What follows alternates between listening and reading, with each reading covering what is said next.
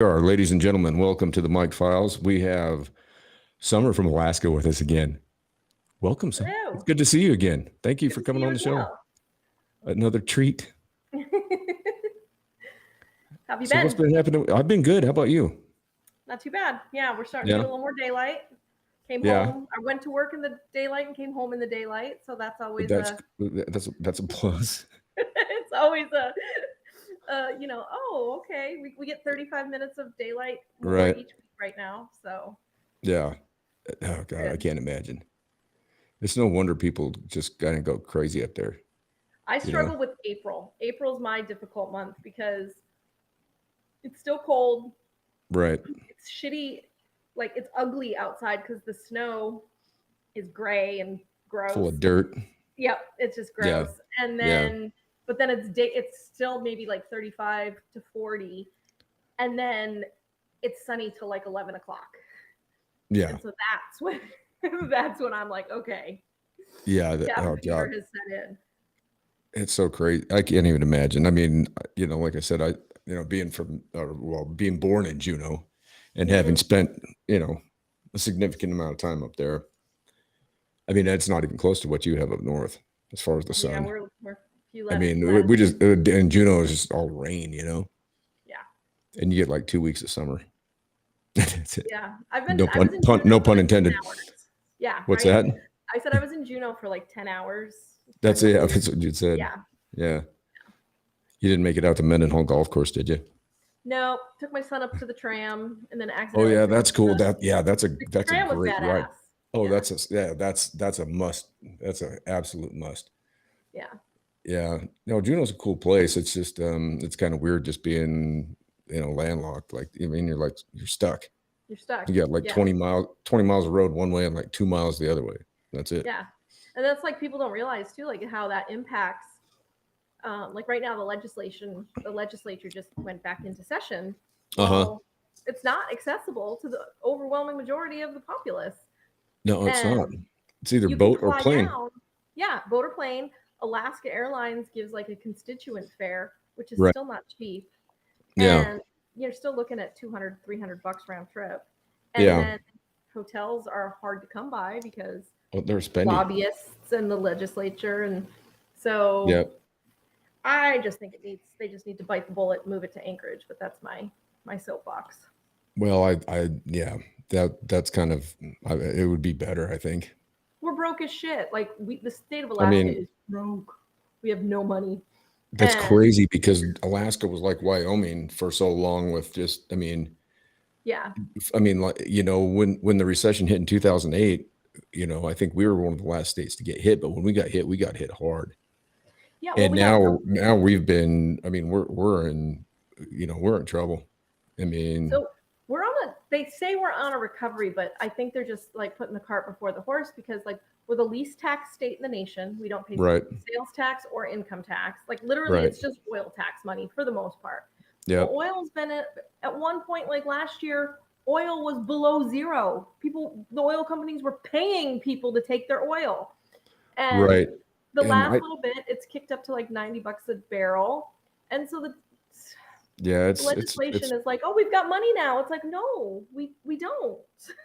well, and the thing is, and this is what I always told people, when fuel prices started dropping and getting ridiculous, crazy low, I said, I'd rather be paying 3.50 to $4 a gallon for diesel, and knowing that people are working, right? Hmm. Because when, and this was when I was doing the contracting work, when I was, when I had my business. I still have a business, but I'm not doing what I was doing back then. But Sure. I would have much rather paid 3.50 to $4 a gallon than pay, a buck 50 to $2, and then know that, all these guys are sitting at home not working because in the construction business, being a contractor, especially in this town, if those guys aren't up there in Williston working 2 weeks on, 1 week off, then the Hmm. money's not coming back here to Cody, and then people aren't hiring you to do work. And it's unfortunate. I wish that we could just come up with a solution to the energy Yeah. thing. I mean, obviously, oil's not going to be sustainable in the long run. It's not. I No. mean, let's just be honest.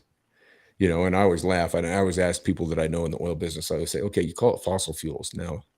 And that we've talked about the fact that I've gone out and Mhm. I do a lot of fossil hunting, and I did find a little dino a That's so while back. badass.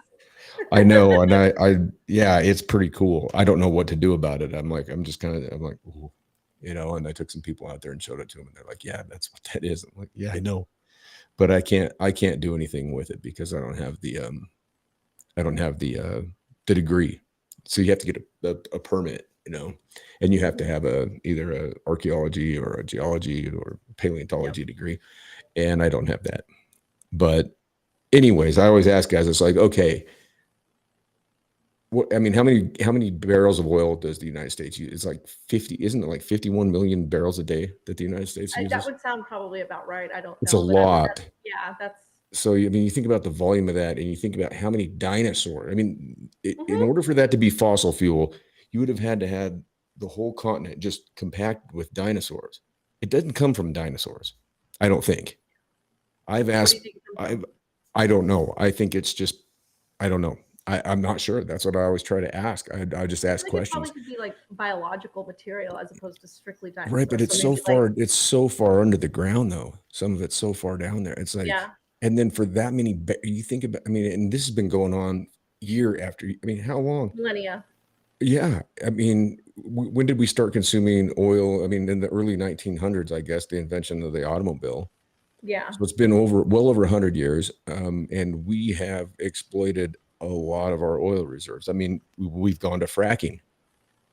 Yeah. Well, We and were like energy independent until Biden took the helm, and then he put the kibosh on the Keystone pipeline, and now we're begging Keystone Pipeline OPEC. was just going to go to China. That wasn't coming to America. Right. Well, when we had become the world's largest exporter of oil, Hmm. and Well, now and it's now like now now he's begging OPEC to produce more, and OPEC's like, screw you guys, yeah. watch this, hold my beer.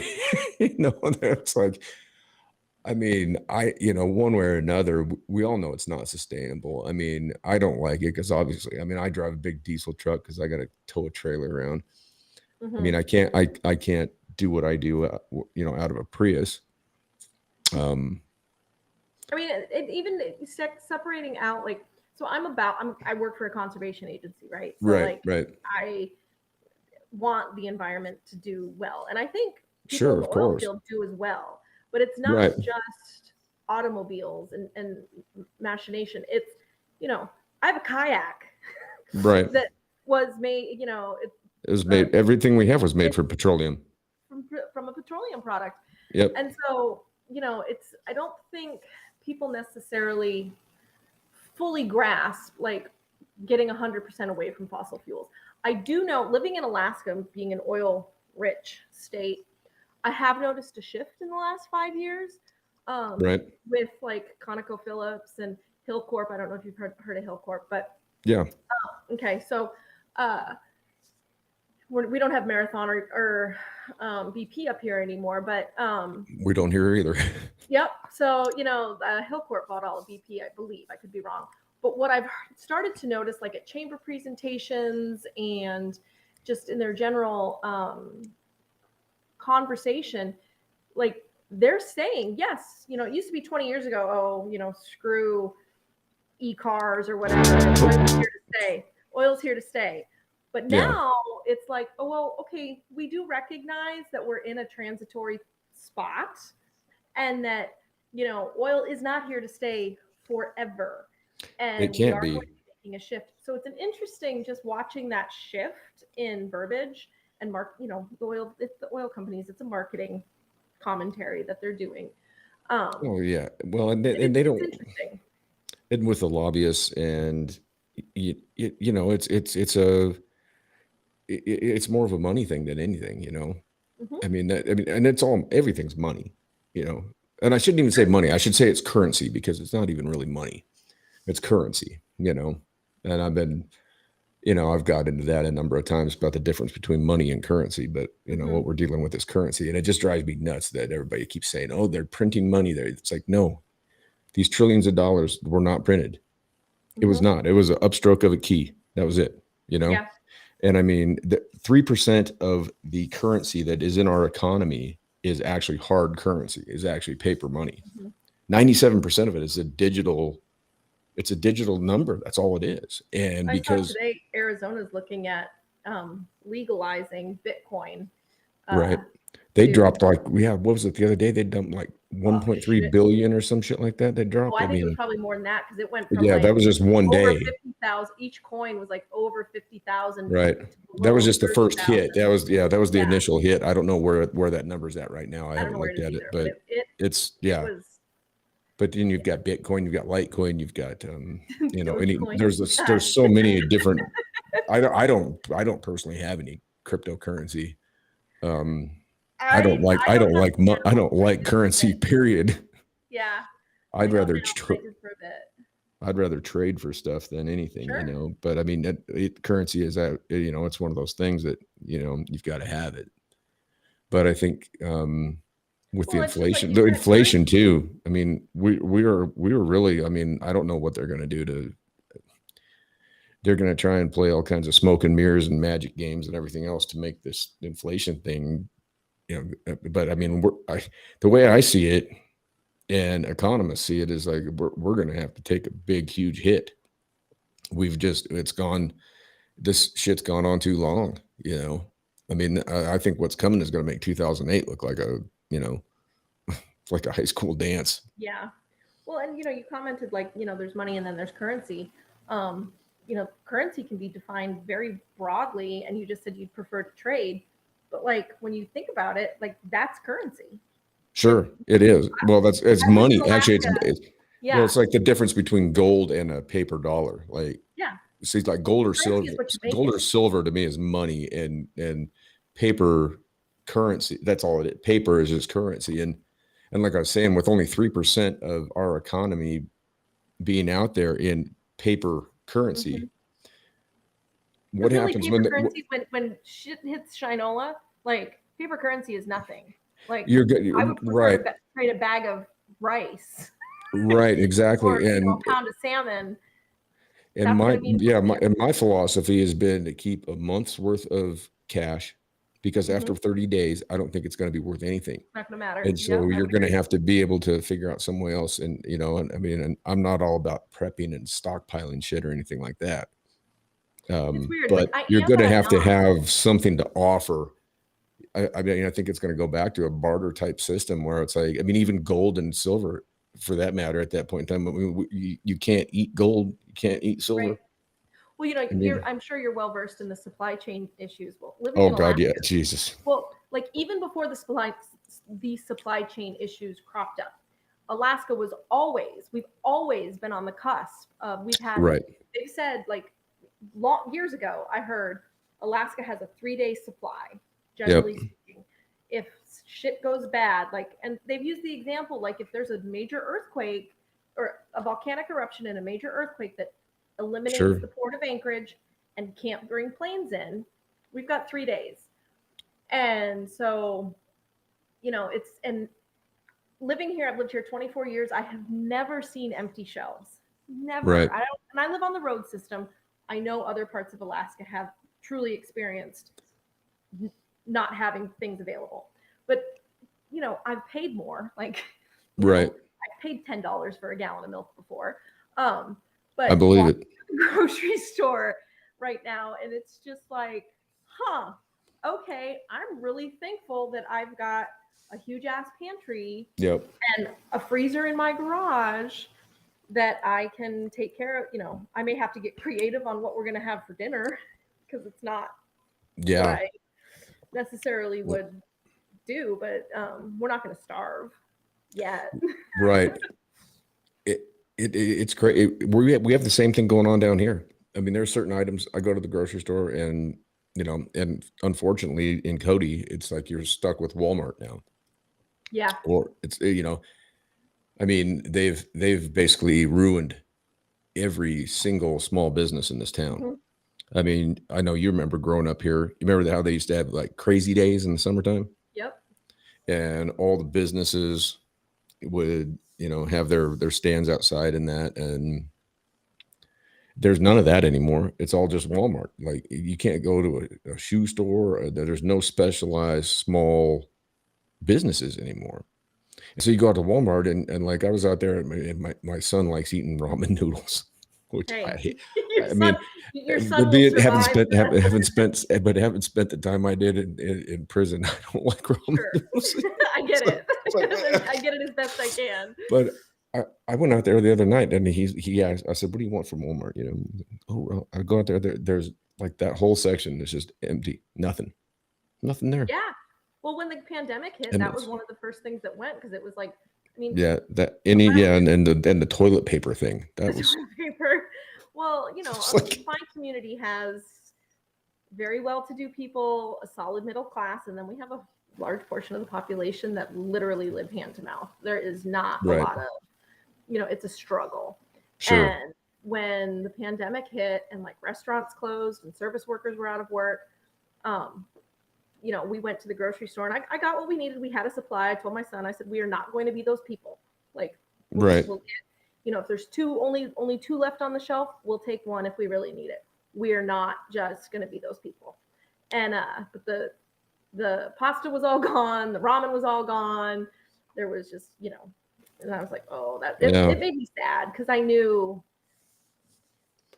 Well, from and my that's volunteer work, I knew that there's a lot of people who barely get by, and now there are huge populations out of work, and it hasn't recovered. there's people that yeah, there's people. I mean, I know like single mothers that work in service industry, like as as servers or bartending or whatever. I mean, they're relying on their tips from day to day, Yeah. and they're going to the grocery store on a daily basis Yep. to get groceries. It's not like they're not afforded the luxury of going into Costco or whatever and spending $500, right? Well, and they're not exported the luxury of a long day. Like Right. when And I so was I mean hungry, that so like I I mean you figure, yeah, if things fall apart like that. I mean, look at what's happening. You've seen the footage in LA, haven't you, with the trains?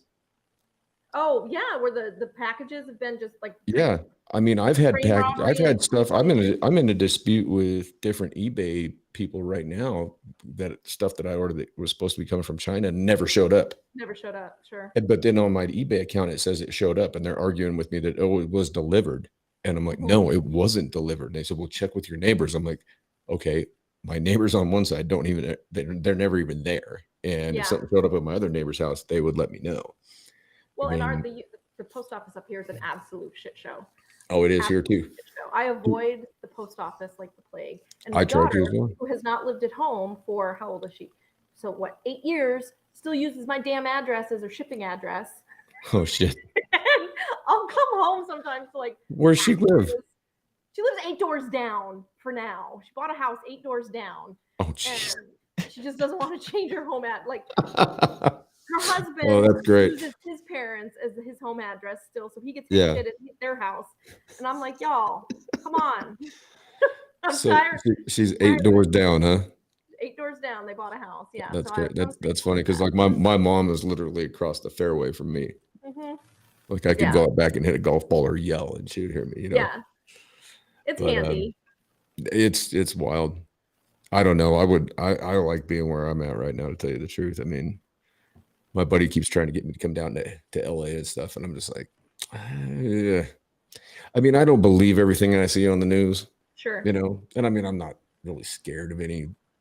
I mean, I'll go to any neighborhood anywhere. I don't care, but Well, Anchorage it is also like the most changes your mind when you got a place kid at home to go. too. Like I got a kid at home, so it's like, I mean, Mhm. you start to think about decisions that you make. It's like, Sure.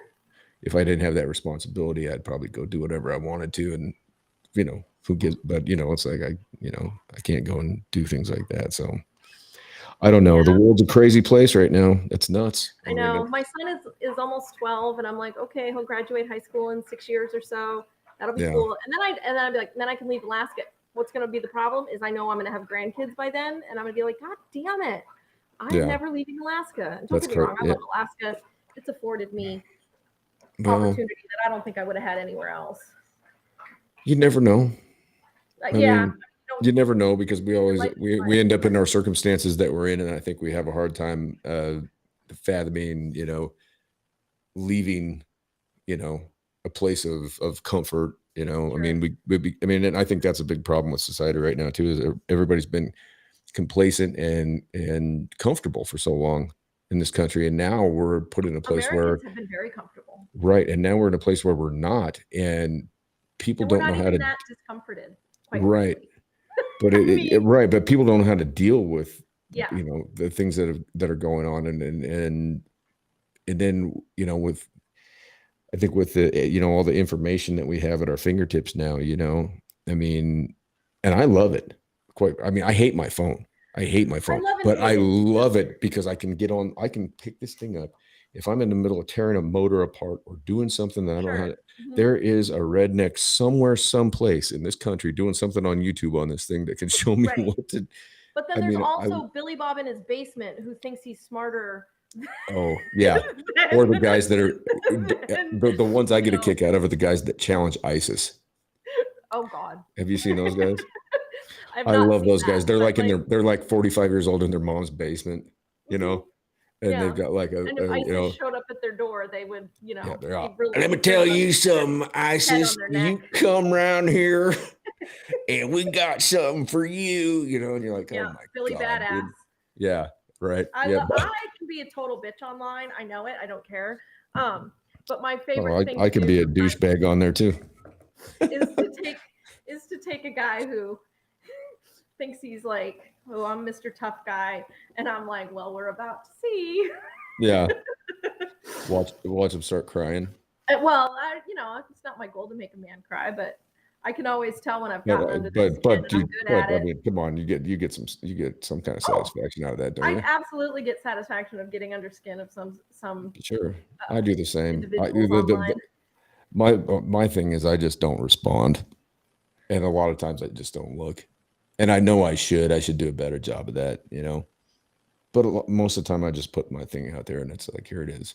You know, Yeah, and like a person, like a I person, stand by everything I've said online. like, yeah, sure. Right. Yeah. And Yeah, I do too, but the way I feel about it, especially with the podcast and stuff, it streams online, it's on Facebook Live. And you know how I go on rants when I put a post out. I don't just put you know, sure. I don't do like a Snapchat picture of me looking like a squirrel and then say like LOL. Oh, come Like on, why not? I go on and on and on and on, and I know I do that, and I'm well aware of who I am, and I know that I go on rants, and I just I guess I've got the gift of gab, and I'm wordy, and I try to explain everything, and I feel like once I put it out there, I'm not going to sit there and try and defend it if somebody Further doesn't. justify. There's a Sure. few people like you're a person that like if I see that you've commented on something, then I get the notification, if it says Sure. I Summer appreciate that. Smith Lazenby has commented, then I'll open it up and I'll look. Sure. And there's a number Definitely of people people like that I that. will. There's a handful of people like that okay, all right, I'll look and see It's like a what mutual you had to respect. say. Sure. Yeah, and I'll look to see but then there's some that it's just like nope, Nope. troll, troll. I don't even Yeah. really look at. I think I've got 100. I don't even know how many. If I was to open Facebook, I think I've got over 200 notifications One on of my there. one of And my it's just favorite like, things to do because I find it hilarious is like I'll get maybe a little tit for tat and then I'll be like, you know what, I'm done with this, but I'll grant you the last word if you want it. sometimes with the trolls, the best thing is just to not even. And it's funny sometimes. Like I'll go back to stuff that I've put out like a month, 2 months prior, and I'll look at it and read I'll read the whole thing, Mhm. and it'll be this troll and that troll, and they're fighting each other on my Yeah. post, and I'm like, what are you guys doing? It's like, Yeah. I mean, it's like, what's going on in your life that's what, and then they're I mean, you can just You can hear tell. them Yeah. yelling. They're mad. They're calling each other names. One's a libtard. One's a Oh yeah, yeah, neocon. yeah. I mean, Republican or whatever. Yeah. I feel like if I get called a neocon and a libtard in the same week, then I'm doing the right thing. Sure. I mean, Yeah. because quite frankly, I don't want to be on one side or the other. I used to be This. super, super into politics, and I have just, I for just the most part, given up because I'm like, that's kind of where I'm they're out. not that far apart. Like there might be this or that, and there's some things that are more obvious than others, but for the most part, But it doesn't really matter I think that anymore. and you're right. You're definitely correct, and and that's kind of my standpoint as well, and that's why I keep everything I put out there, I always put hashtag walk away. I'm trying to make that like, I've got Sure. it Okay. I've got it tattooed on my hand, and because I'm like, it doesn't matter one way or you vote D or R, you're going to get the same thing. You're So going I to am get the same curious. thing. Yep. We've got Alaska's only the second state, and our Supreme Court just held it up. We've got ranked choice voting with no more primaries. So Right. what that means I like is, that. yeah, I do too, because I so think now that's there's great. technically a primary, but it's one primary, and the top 4 people in that primary move on to the general election. Right. And so you could have 4 Republicans, you could have 4 Democrats, you could have 4 independents, or a mishmash of Yep. whatever. And so the Democrat Party and the Republican Party sued to stop ranked choice voting when it passed by popular vote in October. Of course they did. Yeah. Well, the Supreme Court was like, yeah, no, that's it's done. It's valid. It's within constitutionality. I'd be curious to see if our legislature, the way Alaska's laws work, people-driven ordinance or law can be undone after 2 years by the legislature. I think it has to stick around for 2 years. So at least the next election cycle, but I don't know if there's local elections thereafter. But it's going to be curious to see how that changes the framework, because on the side, sure. I think it's the only thing that's going to save Lisa Murkowski's ass. I think you're right. Because I don't think she'll get it in the first round, but when they, like every Democrat if there's a Democrat who makes the top 4, those Democratic votes will go there, and I can almost guarantee second choice will be Lisa Murkowski. Yeah. Because that's the lesser of 2 evils, so to speak. Right. And that's the other thing that just drives me nuts about that phrase, but it is I do too. And that's what bothers me. And that's, I can't vote. And to me, it's very frustrating. Because, I mean, not that I don't know if I would vote if I could. And I'm not putting myself up anywhere on any kind of, but I'm more informed than most of the people that I speak with. I spend my days doing research, and I do my homework. I try to do my homework. I try to do my due diligence. And I don't know about it. Like we vote in, but then the fact that I can't even vote, I sit here and do like a politically. I mean, most of the stuff that I talk about is based in either social issues, current events, or politics. Well, all of those are political. Right, exactly. And so the fact that I can't even vote, and I've put in for a presidential pardon, I'd kind of got it pushed through the first step with Trump, and then of course he didn't get reelected, and so it just went by the wayside. Sure. And I don't really care, because I mean, honestly, living in Wyoming, your vote doesn't matter anyhow. I mean, not on a national level. I mean, it does matter, and I try and tell people on a local level. Local level. Yeah. And that's what's important. But people just go in and they're not informed. And can you run for office? Yes, I can. Isn't that an interesting? It is an interesting thing, and I've actually put that out there a little bit. And I mean, well, it would be funny. I mean, I think it would be. I think you would bring a shit ton to the table. I don't know. Maybe I guess with my story, maybe I would. Maybe I would. I don't know. I've thought about it. But the funny thing is in Wyoming, and like you're talking about, what happened in Alaska, but here, the people that we do have, obviously we're a small, the least populated state, so we've got 2 senators and 1 rep. And they're basically, like, in this state, people that are Democrats, they run on the Republican ticket because they know in this state that if they run as a Democrat, they're not going to get elected. So you have people that basically are Democrats. They have Democratic philosophies. They're from that, that side of the fence, but they list themselves as a Republican. Yeah. Well, they're not a rhino. They're a dino, I guess. Because they're Republican in name only. Yeah. So they're really. Yeah. You're right. Yeah. Republican in name only. Yeah, you're right. Yep. Yeah. But it's funny because, like, I mean, and that's how it's gone for years and years and years. I mean, it's a weird state, but this state really doesn't. It's not like this state has any kind of, I mean, we're the equality state.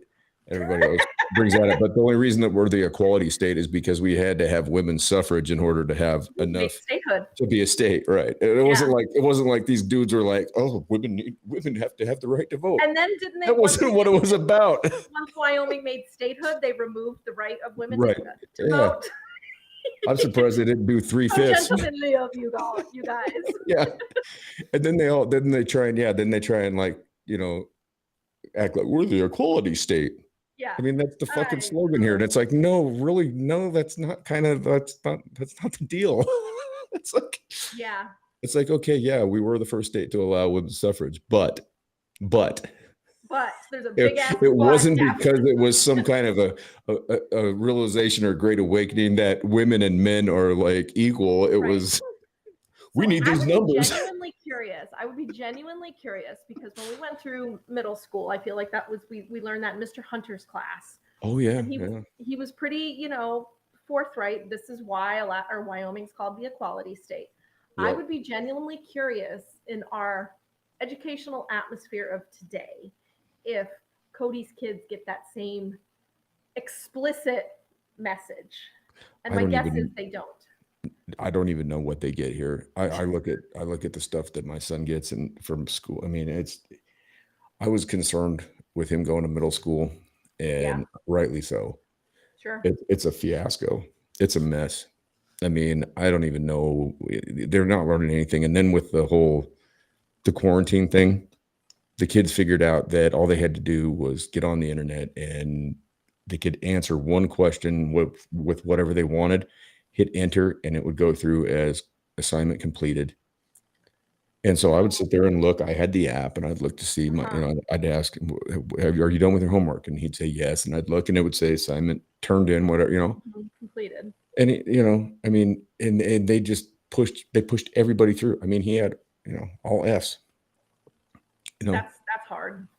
I mean, now I try and educate, and I've been. I mean, unfortunately, he's been stuck with me. I don't think there's anything unfortunate about that. But I mean, my whole standpoint on education is I keep telling him, I'm like, listen, you've got to do your assignments. You've got to do what they ask you to do. I'm like, you got to jump through the hoops. But I'm like, but the thing is, I'm like, you need to do it so you can learn what your truth is. And that's kind of how I approached my education. And I was always the one in class dissenting, arguing with professors at the university level and causing problems. But I always had my shit backed up. You know what I mean? Like I always had I'd write a paper and everything was cited correctly. And I try and do that with my podcast as well. I definitely don't ever intend on, it's never my intention to put anything out there that's misinformation. Sure. Which leads me to something I wanted to speak with you about, with what you thought about the whole Joe Rogan fiasco. Say that again. Which leads me, when we're talking misinformation, I wanted to talk to you about I don't know if you've kept up with the whole Joe Rogan thing. I'm aware. Yeah. And he so he put out my thoughts on the Joe Rogan thing. So like capitalism is people putting their money where they think is the best thing to put their money to.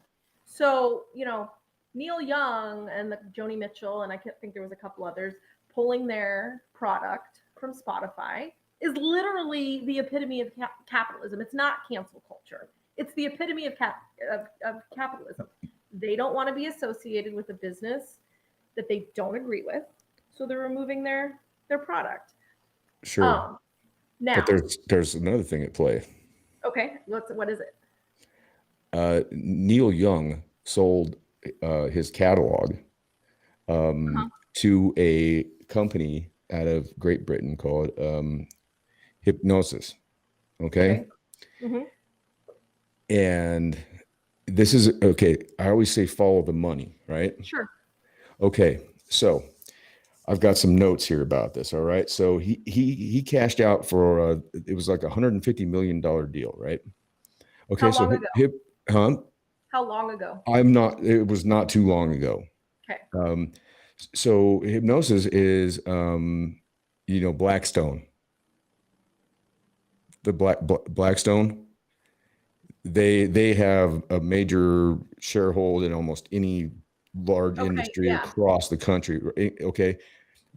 I sat here last night and I went through this whole thing. And So he sold his catalog to a firm that has controlling share in most corporations. And Blackstone's is advised by an ex-Pfizer CEO. Okay. And that's Jeff Kindler. Okay. And so Rogan has come out and he's talked about, I mean, he's not spread disinformation. He's not been anti-vaccine. He's just said this is the way that he dealt with it when he got sick. And I've said the same thing because I've had COVID twice. Mm-hmm.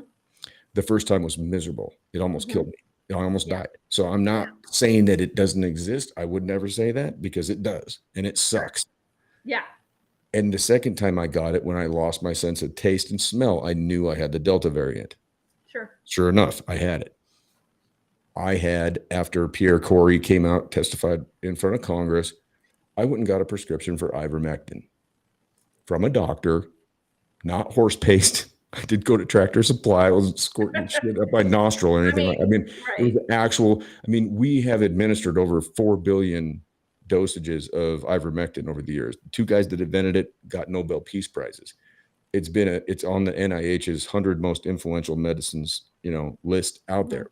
It's not like it's a fake thing. Yeah, no. I don't know. My experience was when I had it the second time, I took 1 dosage of it, and within 24 hours, I was fine. Now, was it because of the ivermectin, or was it because I had natural immunity? You already had it before, and right? And I don't know because I'm not a doctor. All I know is my experience with it. That's what happened. Well, now, am I saying that ivermectin got me through it? Maybe. You're recognizing correlation does not mean causation, which is right. I'm just speaking from my experience, and I think that's what Joe Rogan has done as well. But he's been put out there. So Neil Young sold out to basically to big pharma. Well, I don't know that that's necessarily. Well, but you look at follow the money. Right. Hypnosis. And if you follow the money, I mean, I'm not saying that's exactly what has happened. Right. But I mean, Neil Young was a guy that came out when AIDS hit, and he talked. But when AIDS hit, Neil Young, if you look up what he said about that, I mean, he was using the F word that ends with the. Sure. Yeah, I mean, so this is the guy. This is the guy that sang "Rockin' in a Free World." Mm-hmm. I mean, he really fucked. And I think he fucked up here because he should have gotten a hold of Jamie or Joe Rogan and said, "I want to come on your show and sit down and talk with you." So Joe Rogan put out, I'm sure you saw it. I mean, why wouldn't he do that? Why not go sit down with the guy and talk? I mean, that's who he's supposed to be. Neil Young's supposed to be this guy that's all about, freedom and rebelliousness. I mean, that's sure, but and I mean, he's done a lot of great stuff. I mean, with Farm Aid and everything. I mean, and I mean, I love Neil Young. I mean, I was playing "Rockin' in a Free World" earlier today because I was going to put together my own version of it and use it for an intro song tonight, but I just didn't get it done. Well, what I would say to this is a couple things. So, with his start, because he was the first one, he affected change because Spotify is now going to put a disclaimer. I did not watch the Joe Rogan 10-minute video that he loaded, but I watched a synopsis that he basically said, I'm going to do better at bringing on alternative, counterpoints, not alternative, but a counterpoint to various topics. Right. And he's always been very thoughtful about that, though. My other thing is, I think a lot of us, all of us, put our money in places where 3 companies removed own, you could say all of us give money to big pharma, or all of us give money to Blood Diamonds or whatever. Right. Yeah. There's 7 corporations that own everything. Once you take it layer by layer by layer by layer. Yeah. So I see your point, but I also recognize well, and I'm not saying that's an absolute. I'm just saying that the correlations, if you look, I always say follow the money. And you're right. You follow the money, and I mean, no matter what we're putting our money into. I had to never. I mean, we're all putting our money into. It all funnels down into the same. I mean, and that's what drives me nuts about people saying we live in a democracy, because we don't. We live in an oligarchy. It's a corporate oligarchy, is what we live in. Yep. It is not a democracy. Yep. It never has been. First of all, it was a republic. It was a representative republic. Mm-hmm. And Yeah. now it's an oligarchy. It's a It's corporate on paper, oligarchy. And representatives, and Republican. yeah, and it's not capitalism, it's crony capitalism that we live under, you know? And people don't understand that. And it drives me nuts when I hear people say, first of all, when people say they're printing money, when they say printing money, that's one of those trigger. I get triggered, and now I got to admit that I get You triggered. I'm like, snowflake. yeah, fucking snowflake. When I hear people say printing money, that makes me fucking nuts. And then when people say democracy, that drives me crazy. And first of all, I think democracy is a stupid fucking idea anyhow. Because Really? yes, because think about it. That's why I say I'm an anarchist. Because democracy. Okay, let's take it down to a microcosm, right? Let's shrink it all down, and let's take it into like my neighborhood here, right? Sure. Let's say I've got this mountain bike that's just dope as shit, right? And like everybody's jealous of me, and they have a neighborhood meeting, and the majority of the people in the neighborhood say Mike shouldn't have that bike, you know. They vote to take it from me. There's your democracy, right? That's You're the not will of wrong. the people. Sure. Whereas in a system of anarchy, and anarchy has got a dysphomistic connotation to it, because it's been made to look like it's this, like it's people burning shit down. But anarchy in its purest form, it's doing no harm. Number one is do no harm. It's respecting people's persons, and there's different. You've got a narco capitalist, there's different There's all the subsects of it, subcategories. right? But where I'm at is do no harm. Mhm. And I don't necessarily, I don't think that private property is necessarily a bad thing, but I think that having huge chunks of property and not allowing people to access it is also not right. And I think it's ridiculous that we You are mean so private real property because you just use the right. I paper. mean, like I have a house, right? I don't think that people should be allowed to come in my door when they want to, right? This is my house. This is my domain. Like you know, but I also don't own, thousands of acres.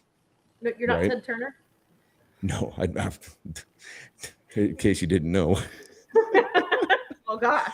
But I mean, that's why I have a problem. I mean, I have a problem with borders and shit too. I think that like borders are fucking ridiculous. It's like, and governments are ridiculous. I mean, why do we need, as 340 million people in this country, why do we have to have 535 people in DC that make the calls?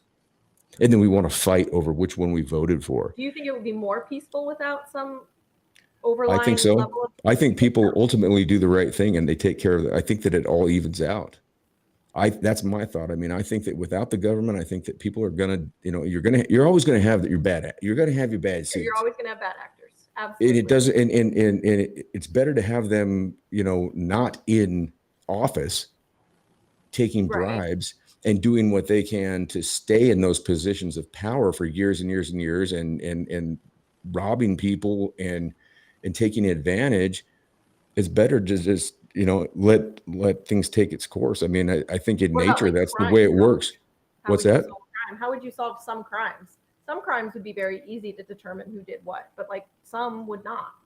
Well, you're going to have some kind of, there's going to have to be some kind of a structure there. But I think that the structure we have now, I mean, my thought I on don't it, disagree. I think my thought on it is this. Something I've put this out there, and this is just a whimsical speculation kind of thought on my part. But my thought on it is like, get rid of Congress, get rid of them all, and let's go and just do a random drawing from every You state. said that. And we take two people from every state, and then we pick one lucky winner from wherever at the end of it all. So we have 101. Yeah. And that's your legislative body. And, you might end up with 2 lawyers from one state, but you might end up with 2 ranchers from another state, Yeah. And then, hey, and then it gets rid of the electoral college, because the electoral college is bullshit. It gets rid of gerrymandering. Gerrymandering's gone.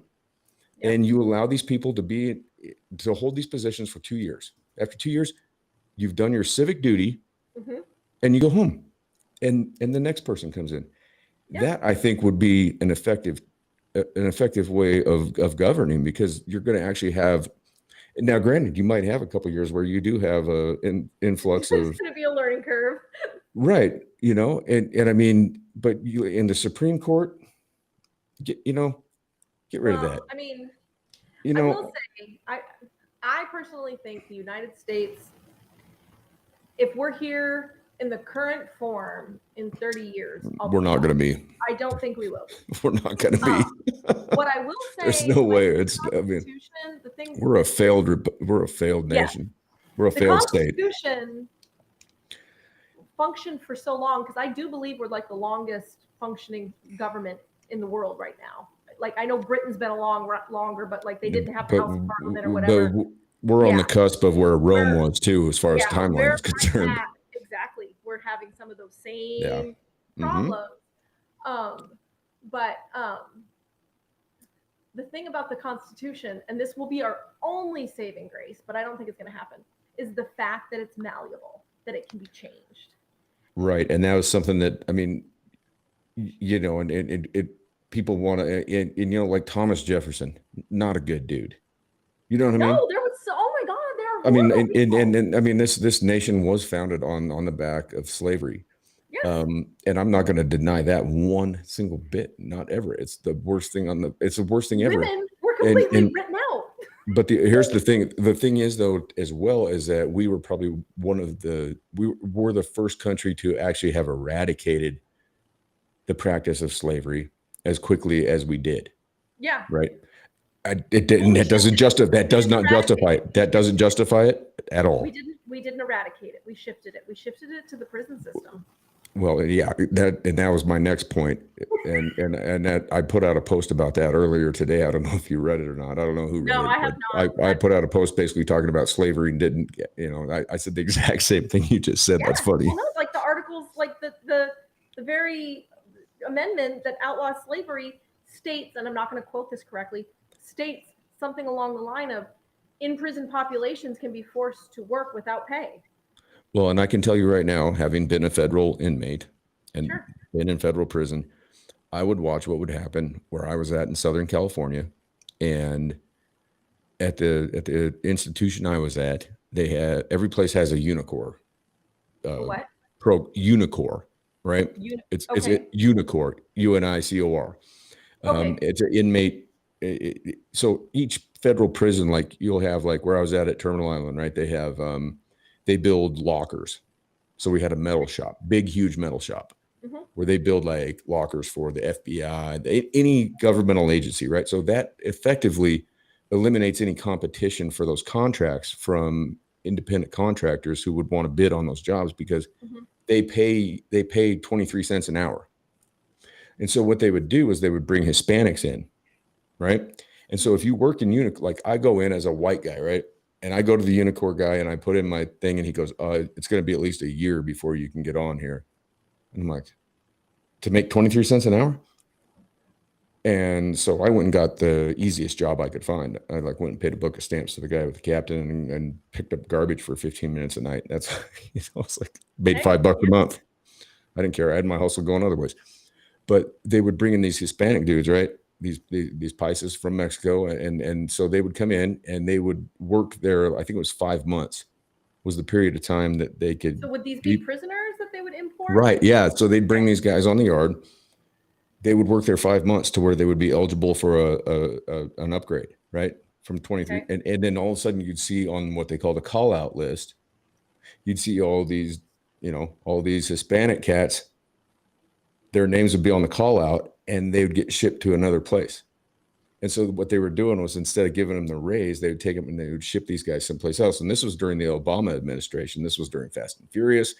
This was it. So they were moving these guys around, and I would watch it happen every couple of weeks. A new chain would come on, and you'd have these guys that were working for the cartels, and they were transporting whatever they had over the over the border.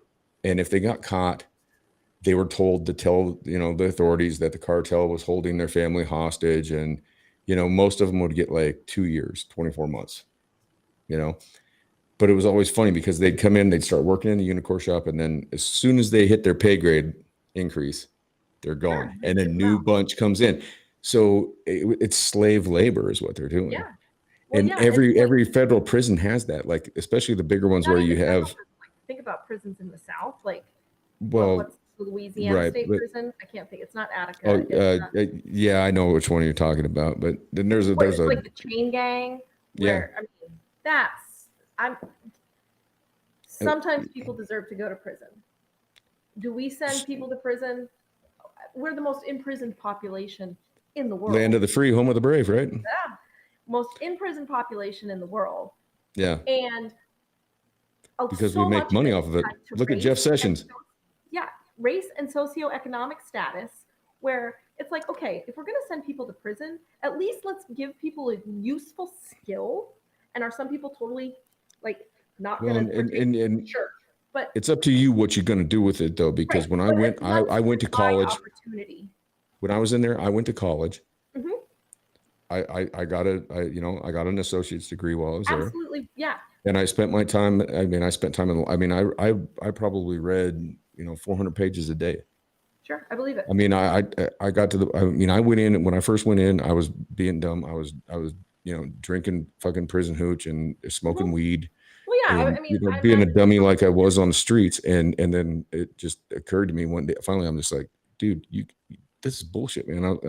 I sat there and I had to have that conversation with myself where I was like, I'm looking around and I'm like, look where look where you're at, you dumb fuck. It's like, and so I made that decision at that point in time. I'm like, you've got to do something different here. You've got to better yourself. And so I started working out, started reading more. I enrolled myself in the classes because they had El Camino Community College.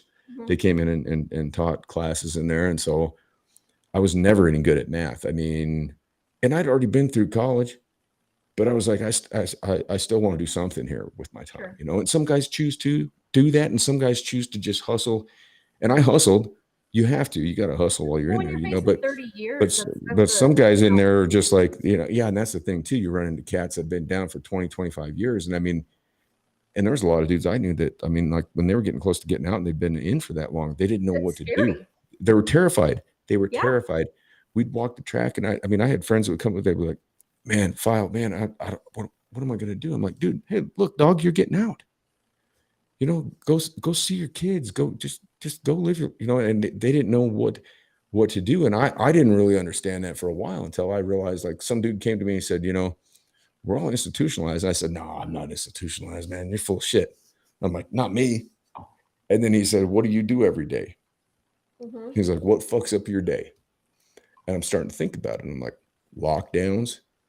I realized that I hated it when I had visits because it screwed up my routine, right? So that's the only thing that gets you through is your routine. And that's what it does to people. It's like it screws you up when you come out.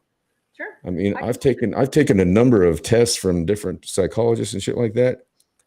And every single one of it comes up 100% PTSD. Every single one. I don't doubt it remotely. And I've sat there and denied it. I denied it when my buddy told me that. He said, you're institutionalized. I said, fuck you, man. I'm not institutionalized, man. You're out of your fucking mind. Is there any prep provided to inmates who, the last 3 months of their time that you have pre-release? Yeah. They do a pre-release thing and it's a joke. It's inadequate.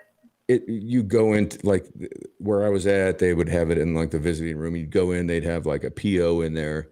And of course, every single guy in there just and the lady, when I went through it, the lady that was the PO that came in to do it, you could tell she was disinterested. You could tell she'd done it 50, 60, 70, who knows how many times. Sure.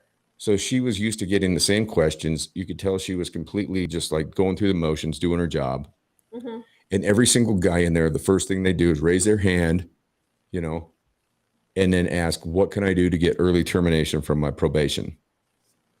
And the answer is, for early termination, you have to go above and beyond. You can't just go out and go into the probation. Because see, in the feds, like me, I had 3 years of supervised release or supervised probation, right? So I came out and I told my PO what I was going to do. I said, I'm going to start my own business. I'm going to get custody of my son, and I'm going to go back to school, and I'm going to be on the dean's list and get a full ride scholarship. And he looked at me and goes, you've only been out like 2. He goes, that's a pretty hefty order right there. He goes, maybe you ought to scale it back a little bit. And I said, watch me. Yeah. I said, watch me go. And he was like, well, we'll let it go. He goes, you're not supposed to be able to start your own business when you're on paper, but really? Yeah, but I told him, I said, I can't get hired by anybody. I said, because of my record, I said, I can't get hired. So I can't get a job. I said, so what do you want me to do? I said, I have to take care of my son. I have to take care of things. I'm like, so this is my plan. Let me do it. And so next thing you know, I'm making more money than him. Right. Hey. Like, because I had to submit like every month, every first of the month, you have to submit all your financials. You have to fill out a report, you know, and I got early termination within, I think it was 20 months, you know, and they didn't want to even do that. And most guys don't ever get that. And I mean, they say you have to go above and beyond. That's what I did. I mean, I went back to Sure. school. I went through the court stuff with my son. I made the dean's list. I would go in and read in my son's kindergarten class and work with the kids doing like math. And I mean, I'd go in like 3 times a week in the fucking Mhm. school and sit down Yep. and just hang out with the kids. And they looked at me like, you know, I mean, at first they looked at me like, the fucking scary fucking guy, you know? But it was great. It was a great experience for me. And it was cool. I felt like I was giving back a little something, you know, and, you know, by the time I finally got off of the thing, but I'm one of the, you know, I mean, the few that went through it and was able to, you Mhm. know, to come through it on top. And a lot of my friends in LA the same way. I mean, it's always a lot of fun whenever I go out there because I see a lot of the cats that and I was in there with, and most of us that are out there still on the street, like we're all doing good, and that's cool. I Ab- mean, yeah. I I mean, I got a buddy. His birthday's on the March 22nd. Mine's the 23rd, and we used to always eat, you know, prison cheesecake, which is made out of Sprite and uh, coffee creamer. Just the worst thing you could I want to possibly. try this now. No, you don't. It's not good for you. But every year on the 22nd, I always hit him up. I'm like, hey, Aunt, no cheesecake this year, brother. You know, we have a good laugh over that. But yeah, the prison system, man, it's just And it's see, so here's screwed the up. thing for me with like I mean, I have not been to prison, I have not been arrested. But like I hear stories and like the innovation of prison inmates to Oh God. to do stupid shit, okay? But like these are not dumb people. Like No. And we need my to buddy, yeah. actually harness the No, intelligence. My buddy Vince Bragg. Okay, my buddy Mhm. Vince Bragg. I'm gonna give a shout out to Vince right now. Shout out Vince. Vince, right? He always talked about in there, right? Now check this out for like innovation, right? He always said, "Look, when I get out, I'm going to start an investment company.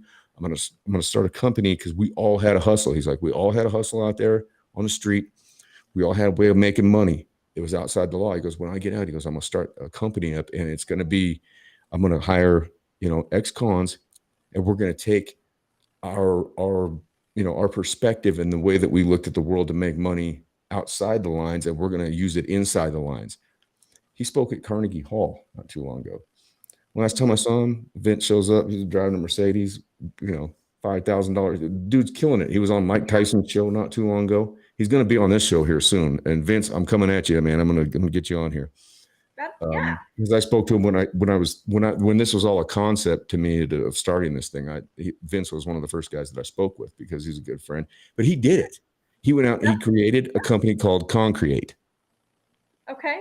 and so he's using inmates uh, with like an investment. I mean, he's all over the place. He's doing films. He's doing investments. I love it. So he's using the knowledge that we all had as criminals, but turning it Turning into it, reharnessing it. knowledge and a perspective to do business, Mhm. and it's worked out great for him. I mean, Yeah. Vince is killing it, and I So mean, I love the dude. Every time I go to LA, man, I love running into Vince, and mhm. I mean, that's one of the examples of somebody that's just. And when I saw him on Mike, because I always watch Hot Boxing with Mike Tyson's show because I love Mike Okay. Tyson. Mhm. I mean, I think Mike Tyson's one of the most polarized. He's just one of the coolest characters out there. He's He interesting. went from, huh? Yeah, I said he's interesting. Have you watched his show? I have not watched his show. You should I check do it know a out little bit because about what his he life did, story. what So happened with Mike was obviously Mike got used from, from the yes. time he was a young kid. I mean, he was a young, poor Yep. black man. I don't disagree there at Don all. King got his hands into him. That he became the youngest heavyweight champion of the world at like 19. I mean, he had all these things thrown at him at such a young age, and he didn't have, I don't think he had the tools to deal with it. you know, Yeah. he could physically, like, I Yeah. mean, but Yeah. like up here, And I mean, that's everything. pretty young to be in that type of position. And so he got himself in a lot of trouble. Well, once everything kind of like fell apart for him, he did DMT. Okay. And I've done it. Mm-hmm. You leave, like you understand that like your ego is nothing. Sure. Like it takes you to a place like you literally you skyrocket out of your body to a different place for about 15 minutes. And you come back and there's really like there's not like a hangover or anything like that. It's just a boom, you're gone and you're back. But you understand something at that point. You realize that okay, we are all one.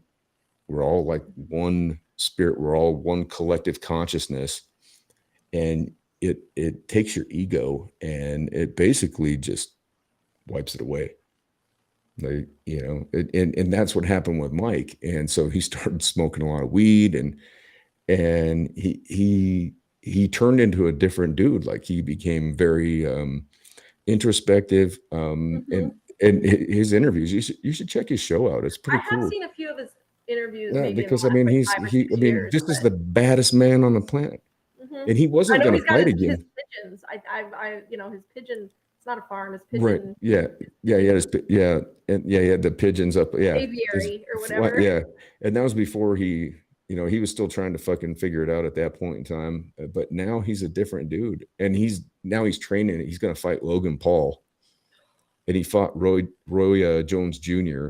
for a charity deal. And he said he was on the Rogan show and he said he wasn't ever going to fight again. But because it I was may like, have to pay per view. but he came out, he's 56 years old, and that dude is a beast. Oh, I wouldn't tangle with him. But now he's got that ego in check, mm-hmm. and he's got that perspective of, you know, he's not going to go bite somebody's ear off. Again. And that was like crazy because he had Evander Holyfield on his show, whose ear he bit off. Which you know, kudos to Evander for like. Well, but the thing was, Evander was fighting dirty too. I remember watching that fight because Evander was headbutting him. Evander was headbutting him and shit. He commented. Yeah. Yeah, it was Ryan Brown. I'm gonna rat you out, Ryan. I think the statute of limitations. I've been on Ryan's radio show, the Sports Nuts. Shout out Ryan Brown. He had like, I don't think he paid for it. Now, Ryan, if you did, I apologize. But if I vaguely remember, like it was like a illegal. Not stream because back then it probably was or whatever it was, but yeah, I remember because it was like 96, 97, 95, 96. Yeah, because somewhere in there, I still lived in Wyoming, and yeah, you know, my baseball coach in college got the fight. 20 people at Ryan's house, and yeah, we were at my baseball coach's when I was in college. We were at my coach bought the fight, and we were all there eating Domino's pizza or whatever. And that's when he bit his ear off. Yeah, when he bit the first one, we're like, "Holy shit!" And yeah. But Holyfield was headbutting him and going kind of, you know, I mean, he admits it. When you should watch the episode, it's kind of funny watching the two. It's called Hot Boxing with Mike Tyson. Hot Boxing with Mike. Yeah, and to watch those two sit there and talk because while they interview, or is it what's that? Do they smoke weed while they're doing it? Mike does. Okay.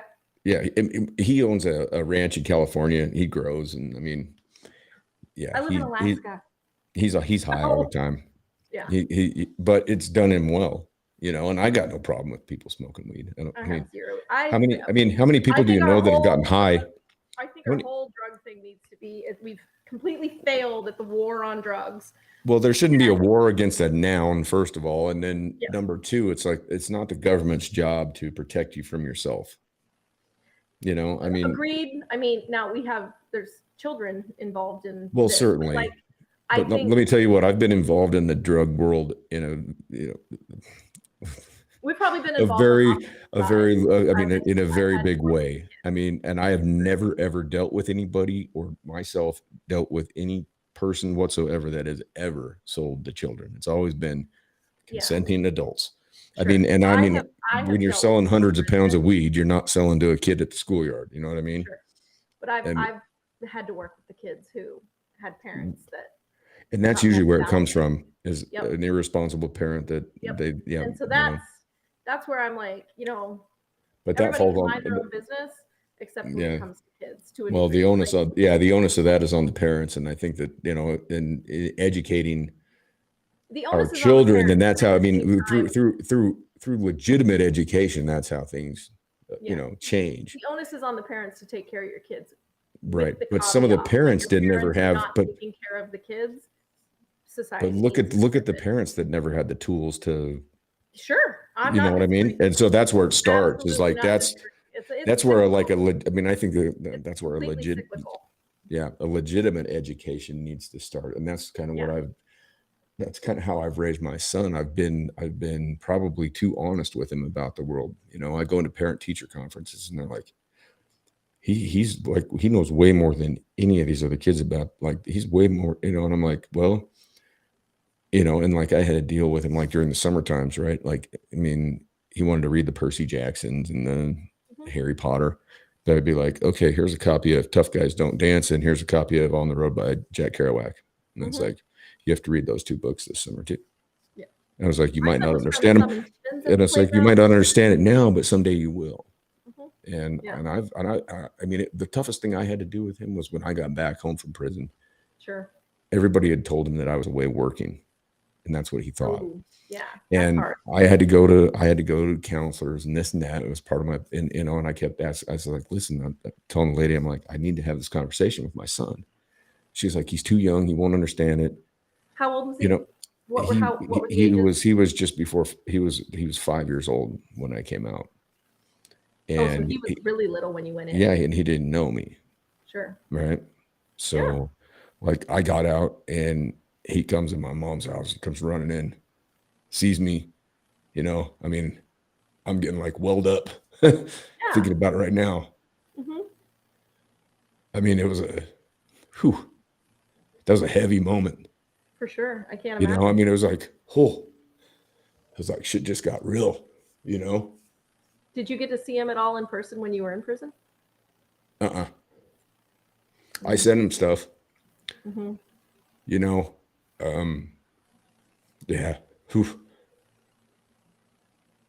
This one's hitting me. Especially where we're at now. How old is he now? 14. Ooh, yeah. That's a It's been me and him. Yeah, and you guys have had some rough moments, I know, in the last couple of years. Yeah. Last year's been tough. Anyway, He's blessed. I didn't know. I didn't have a clue what I was doing. No idea. Sure.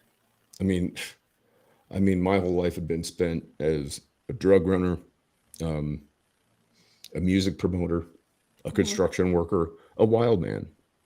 I mean, I just did what I wanted. Excuse me. I'm sorry. You're fine. Hey, no, there's nothing. I don't usually do that. To apologize for. Well, I just, I had that moment sitting back and thinking about things. It was like, whoa. But I've always just told him, from the get-go, I said, there's three things. I said, you got to be honest. You got to be respectful. And you got to know when to use discretion. And I said, if you can do those three things in life, that's it. And that's what I try and do in my life, Sure. And I screw up. We all do. I mean, everybody's it doesn't matter who you are. You're going to make mistakes. But you have to learn how to deal with that too. That's part of life, I mean, part of it is learning how to handle those mistakes, learning how to reconcile those mistakes, learning how to do what you have to do to grow from those things. And the people that don't do that, the people that pass it on to somebody else, the people that make excuses, the people that, don't accept responsibility, those are the ones that I see that end up back in prison again, the ones that go right back through the system, and they've learned that from the get-go. So I mean, with my son, that's all I've tried. I mean, and I mean, we've been through it. I mean, there's been a number of things but that's part of growing up, and my thought on it, everybody's like, oh, he's got in trouble and this and that. It's like, you know what? Yeah, but he's a young kid. Yeah. I mean, I didn't get in trouble till later in life. And part of me wishes that I would have gotten in trouble when I was younger, because at that point, maybe I'd have gotten straightened around and You not learn the put lesson myself there, sooner. because I mean, I went through school being like the golden boy, and everybody always called me Oh, a I preppy, and remember. this, everybody called me a preppy, and I mean, my senior picture still up on my mom's wall, and I've got this stupid, and I look like a freaking preppy, but I mean, I never did anything really other than drink some Budweisers or whatever, you know. I mean, My son I didn't now, ever even touch my drugs son, until I was a freshman in college, and then I got hurt and I couldn't play baseball anymore. My whole life had been built around that playing was baseball. baseball. Yeah, if you had baseball Once that taken was away, gone, you didn't once have. my arm was blown out and I didn't have that, I didn't know who I was because I Sure. didn't have anything else. That was my identity my whole life. That was who I was. That was where, I mean, and I'm sitting there and I'm like, I was going through like a existential crisis because I didn't know, like, who am I? What, I Hmm. mean, I had to sit there and think, like, what is my substance? What do I, like, What do I do like after this? who am I really, other than this guy that can fucking throw and hit a fucking stupid ball? It's like all of a sudden my whole everything that I had gone for in my life was gone. It was like I'm sitting there, I can't move my arm, and I'm like, fuck. Of course, go to a party, and the guys that used to always offer a joint or whatever that I always turned down. And one point I'm just like, Why yeah. not? Yeah. I'm like, yeah, give me that. So I start, and the next thing you know, I'm doing fucking acid and anything that anybody put in front of me. And quite frankly, looking back on it, I'm happy that that happened, because it gave me some perspective. Because if I was able to go through that life of being Mr. College athlete and duper deer, and I mean, go get a house in the suburbs with 2.3 kids, going, I mean, I would have never, I mean, everybody, I guess, has got their trajectory. Sure. I It's mean, we all all have. circumstantial, but I mean, you look back on experience, I guess, and to me, going through the things I've gone through, I'm okay with it. I'm not upset about it. I never had anything like that. I mean, I remember in being in prison and going to like the drug classes and stuff, and dudes would always be like, "Oh, I wouldn't be here if somebody didn't snitch on me," and I'd be like, "Hey, dude, you had like 3 fucking kids, and you were selling drugs on this fucking street corner, dog." I was like, Hmm. "You didn't think somebody was going to tell on you?" It's like, you can't sit here and it's like, that was your decision, man. It's Yeah. like, yeah, it's fucked up. Somebody ratted your ass out, but it's like, dude, you were doing something that you knew you were going to get ratted out for doing. It's like you put yourself, and that's where I'm at too. I mean, I didn't do anything in my case. I didn't do the things that I was Right. accused of doing, but I put myself there. Yeah. I'm responsible for being there, right? I And mean, for so me, I the mean, you have to trajectory in my life was like pretty clear. You get pregnant at 17. Uh, shit that's just took a turn. yeah. Things just But went way sideways. yeah, but you But know what? At the same time, like in little ass Cody, Wyoming, I was like the town whore, I and no. Well, oh I don't know. I never thought yes, that. I let me never tell thought you, that. that was the attitude that I No. was I confronted with I mean, that. So I didn't know you that well in high school. no, I and mean, you were at high I school knew by then. you, but I Mhm. mean, I never thought that. I Well, just I mean, I know it when that I mean, I just thought, oh God, I was like, I really felt like, I mean, I didn't feel bad for you, but I felt sure. like, Yeah, I no, was it was. sympathetic to your situation. Yeah, and you know what? It's crazy. I wouldn't undo it for the world. Like Sure. I knew when I had my daughter at 18, I was going to be judged vastly differently parenting wise than, a 25-year-old Right. mom making the exact same decisions. But who cares? Um and but gosh, she just, I and so I had this Now not she lives 8 doors sort of down from you. yeah, now she lives eight You doors should down, start a college band called 8 educated, and Doors owns Down. her own, right? She college educated, owns her own business, successful business.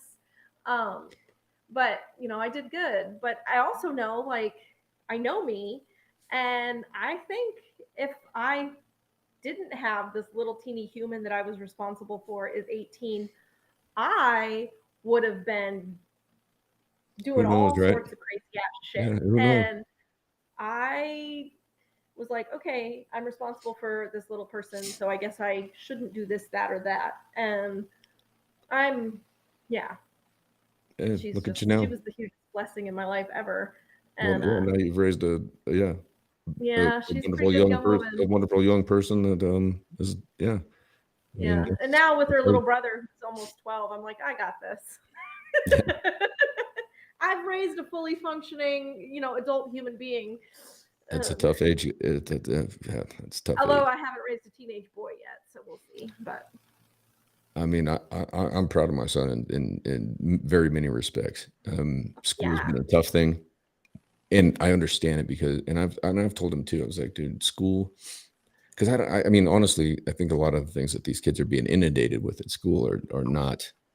It's not education, right? I mean, like if you look at if you go back 100 years and you look at technology 100 years ago, and you see what it was then, right? Completely different than where we're at right now. You look at technology when we were in school, right? radio was new, We didn't even have generally TVs speaking. in the school or in the TV. I mean, TV came in. I don't even. It was like in junior I high. remember Mr. Riley. I was in the journalism class, and I will Yeah, never forget Mr. Riley coming into class in like '93, maybe. yeah, And he's like, "You guys, yeah. guess what? I got a grant for this camera that will Yep, take the picture and it'll put it right on the CD. And we can yep, take like 10 pictures at yep, once yeah. and And I just put it remember, right on yeah, the computer." And all I of us remember just went, Dan White had a laser disc. "Woo!" He got a laser disc player when I Yeah. was at Dan White's class. I've got 50,000 photos You on have, my yeah, Apple you have iPhone, everything. and it's not even The remotely close whole to. the whole history of recorded mankind is right here. That's why I tell my son, I'm like, dude, you don't have an excuse for not doing your work. I was like, you can get everything right here. He's got a better phone than I have. There's more But technology in this little thing here than what was put people on the moon. right, I took his phone from him. It was last year, or the year before. He got in trouble. I took his phone, and I went out in the garage, and I had a box full of Funkin' Wagnalls encyclopedias Uh huh. that I had saved up, like the Wheaties box things, or what to get. Sure. Like, so I was getting like one like every month. That was my internet. Like Yeah. everything that I every bit of knowledge that I had. I mean, and I remember going in there and I took the box and just dumped them on his, I said, "There's your internet now." I said, Yeah. you know, he's looking at me like, I mean, but that was like when I was in college. I mean, there was, I remember nights that I'd have a 12, 14, 16 page paper due and poli sci the next day. And I'm sitting there in the library trying to get done by midnight when they run Mm-hmm. us out. And I've got books and shit spread out I mean, and that was the only access to knowledge and information that you had, and I mean, so the world has changed. And I think a lot of it's changed for the better. I think a lot of it's for the worst. I think the social media stuff. I mean, I can't imagine being a kid and having to Being deal with subject that to social media. Yeah. because you're not, But I mean, everything you do is going to be put out there, and but here's a shift that I have noticed in the last year or two. So like as a woman, I can't like even the most like you look at like social media, Instagram models and these beautiful people.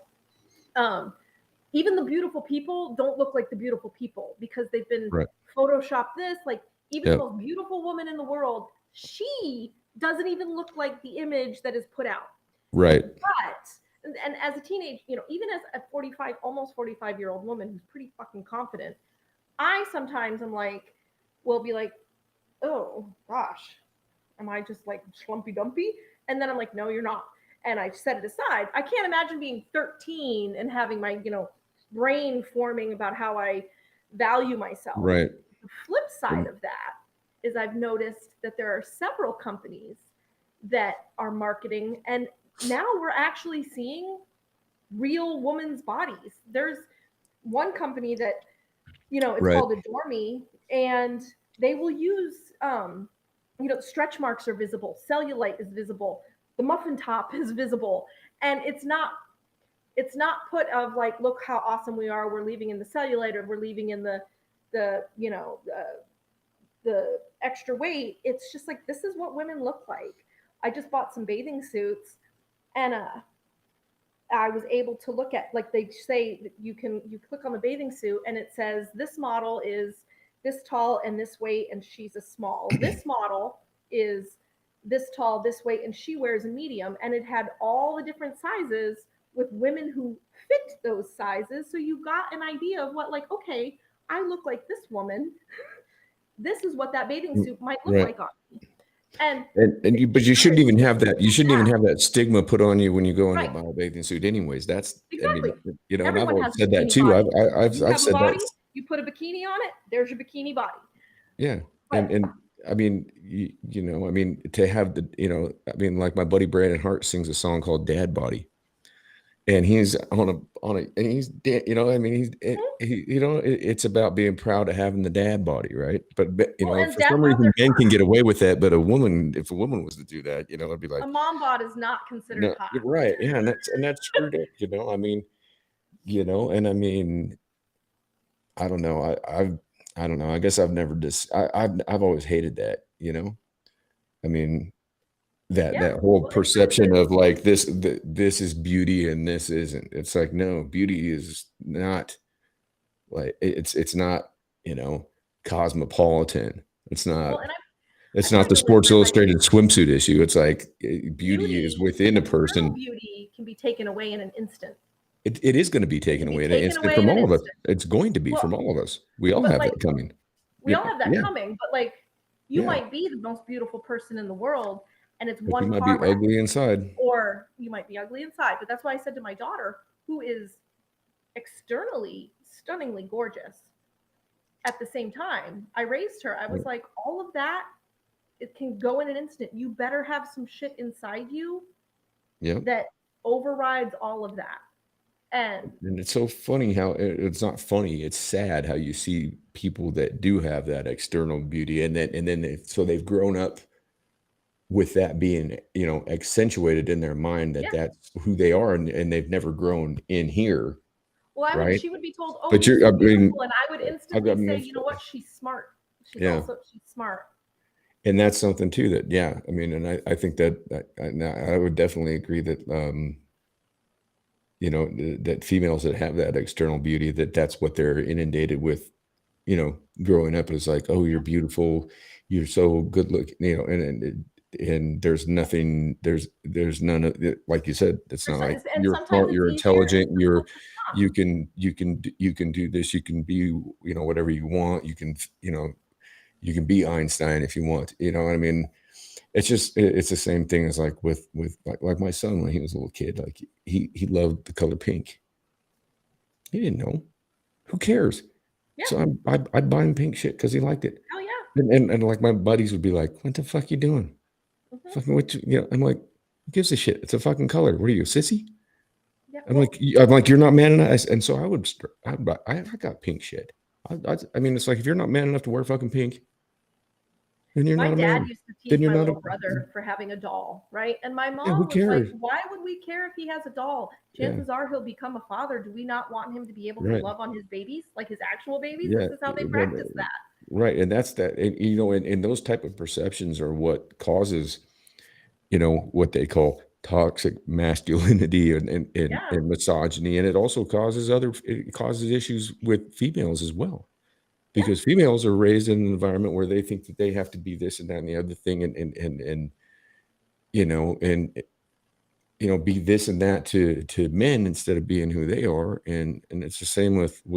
I mean, it's the whole thing that comes down like, I mean, you take two kids from different races or whatever, and you let them play together out in the backyard. You're gonna say nothing about it, you know. I Yeah. mean, my best friend is a black dude from LA. It's my son's Uncle Josh. You know what? Hmm. My son has never asked me, Hmm. how come, hey, Dad, he's 14. He's never asked me, hey, Dad, how come I have a black Uncle Josh? Yeah. Great. It's, Yeah. he's Uncle Josh. He flies in Exactly. here, visit. He calls on the phone. I say, hey, Jax, Uncle Josh wants to talk to you. He's like, oh, yeah. I mean, the first time we flew into LA, you know, and that was, Hmm. you know, I mean, we fly into Burbank and we're standing outside and he's like, what are we? I said, there's going to be a white expedition on 24s, probably bumping some Run DMC coming up here pretty quick. And he was like, It's straight to rock and he's looking roll. at me like, what's Run DMC? I'm like, you'll hear it. And, you know, my boy pulls up, you know, gets out, get each other. I mean, we hadn't seen each other. He just got Yeah. his sentence commuted from Obama. It was one of the happiest times of my life to see him, you know, seem free. Jack's just, I mean, we go to In and Out. I mean, like, I Hmm. never raised him to even think about the idea that somebody was different. because of this, because there's, Yeah. I mean, I can change my skin. I mean, Sure. I mean, I can You're a change little the more color of my tatted up skin. than I I can am, but change the I've color of got, my skin right now. I've got a tattoo machine sitting right here with ink loaded up. When we get done, I'm probably yeah, going to put a tattoo on my leg. I just drew up a tortoise that I was going to put on. I there mean, you you go. can change the color of your skin I think I in a have matter 12 of seconds. tattoos. What's Not that? near. I said I think I have 12 tattoos, not nearly Do as you? many as you. I think I tried to count the other day and I lost track at like 180. Yeah. I was like, God, Hey. the only thing I'm trying not to do, I always promised my mom I was not going to go neck or my face, so Sure. I won't do that. My daughter and I, when she graduated college, we got sort of matching tattoos. I think I saw that. I think I saw that you did. Yeah, I think I saw a poster. Yeah, that's Hers cool. is on the back of her neck. I did one on my son. I Yeah, mean, he wanted one for his mom. What are you of going to do? course. He's No, going to have it done somewhere else. I might as well be the one doing it. for People sure. people think I'm responsible for doing that, but No, fuck that shit. I Plus, mean, he's you're going to go. his He's going to go father. down I and think have. He's more going to go coming have from some. you. Well, at that age too, you're going to go and find somebody that's going to do some back alley bullshit, get infection. I saw Remember guys the in guy named prison get Hillbilly? infected. Did you God, did you live? Do you remember Hillbilly? oh yeah, God. Oh yeah. I Oh God. I was talking to my mom. One of our, Holy and shit. I don't want to call out somebody who's just had a rough Right. life, but there was a kid we went to high school with who just got some pretty heavy charges thrown at him. And my mom messaged and she's like, "Do you know this person?" And I said, "Oh yeah." Yeah. And I said, well, mom, I'm gonna confess, it was a little bit like I said I was at his house as a teenager. I said it was a little bit like hanging out at the Sons of Anarchy housing unit, and she was like, "Sweet Jesus," and I'm like, Yep. but yeah, there was Yeah. some at-home tattoos done. I Oh didn't yeah. get any, but yeah, there was some things I saw at like 14 that totally should not have been witnessing at 14. Right. No, it's funny because yeah, I mean, and there's what's crazy about this small town, and I mean, the only thing I ever wanted to do was get the hell out of here. Like that's why I was focused on baseball because I knew I wasn't smart enough to get like a scholarship for academics, but I knew I could hit that fucking ball. Yeah. Like senior prom, I'm down at the baseball park with the lights on, hitting off of a tee by myself, and the cops show up. They're like, "The fuck are you doing? Why aren't you at the prom?" I'm like, "I got no interest in the prom. I'm trying to get the fuck out of here, man." Yeah. And they're like, "But what?" Like nobody Yeah. could believe it. They're like, why weren't you at the prom? I was like, why would I go to the prom? I had no interest in it. It was like, I don't know, screw it, I mean, but it's funny to run into, and there was a lot of cats that were that weren't at the prom as well, I guess is what I'm getting at, that I've run into lately around that have somehow managed to end up here again. They've been through trials and tribulations, and I see these cats, and it's like we didn't have anything in common back then, right? Because I was always looked Sure. at like a preppy. I was called a preppy and a jock, Oh and yeah, this and that. preppies versus the But I loadies. mean, Yeah, I yeah, but remember. like my best friend was like, we were two of the biggest outcasts around. Like I just because I could hit a ball, and I was on the radio and shit after games. I mean, like other than that, my life was not. I mean, like it was not about being. I mean, I didn't hang out with all those cats. I wasn't in the cool circle or anything like that. So it's always, Oh, see, like it's this been. underclassmen totally thought you were like the cool kid. Oh, I get that all the time. I get that. Yeah, I mean, I get that. The you were prep, and I was like, and really, I mean, I liked everybody, and I And I would, mean, yeah, that's where I if I told you the person I beat the shit out of at senior keg for picking on somebody I mean, you'd shit your pants, and I'm not going to say it on no, the fucking air. I respect that. Yeah, no, I get it. I'm not going to put that out there, but I mean, I mean, I don't know. I just grew up playing baseball, and but it's fun to run into people that have, and then it's kind of weird because they'll see me now, right? Hmm. And their perception of the me from high school and the me now. Oh So yeah.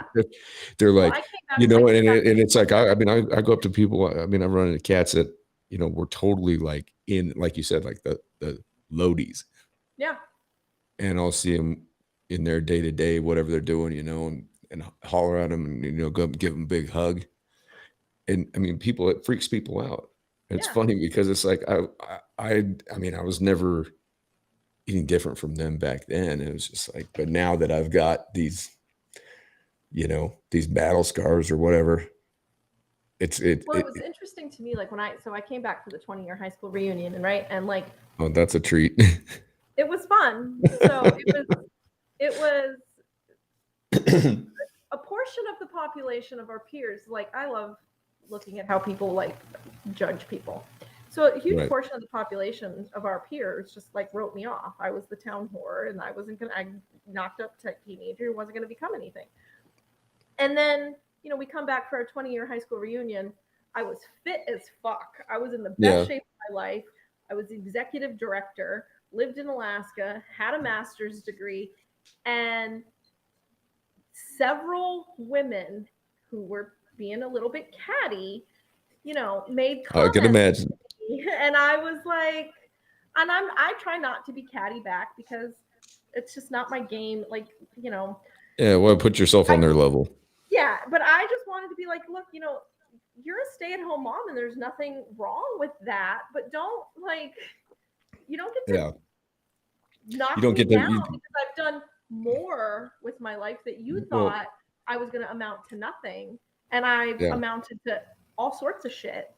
Yeah. And Yeah, made yourself into yeah, who you are. it I, didn't stop me. It right. And the crazy thing is those people still live in that place. they And haven't moved 500 when miles from where they graduated high school. I spent 15 minutes at my 25th. I'd I just gotten out of actually prison. had a 25th. I just gotten out of prison. I went down to Hugh Smith Park. I was on my way to Billings to pick up my brother at the airport, and so I had time, but I stopped down through there because they'd all done the bar thing the night before. I didn't want to have anything to do with that, so I went down to the park, and I go in and I see a girl from my class that Mm-hmm. had gotten ration of shit her entire life, picked Sure. on, Yeah. and I was always her friend. Mm-hmm. And so as soon as I get out of my truck, and at that point in time, I mean, I had a nicer truck, but I drive my 77 Suburban down there. Big old, Hey, who yeah. cares? Give Yeah.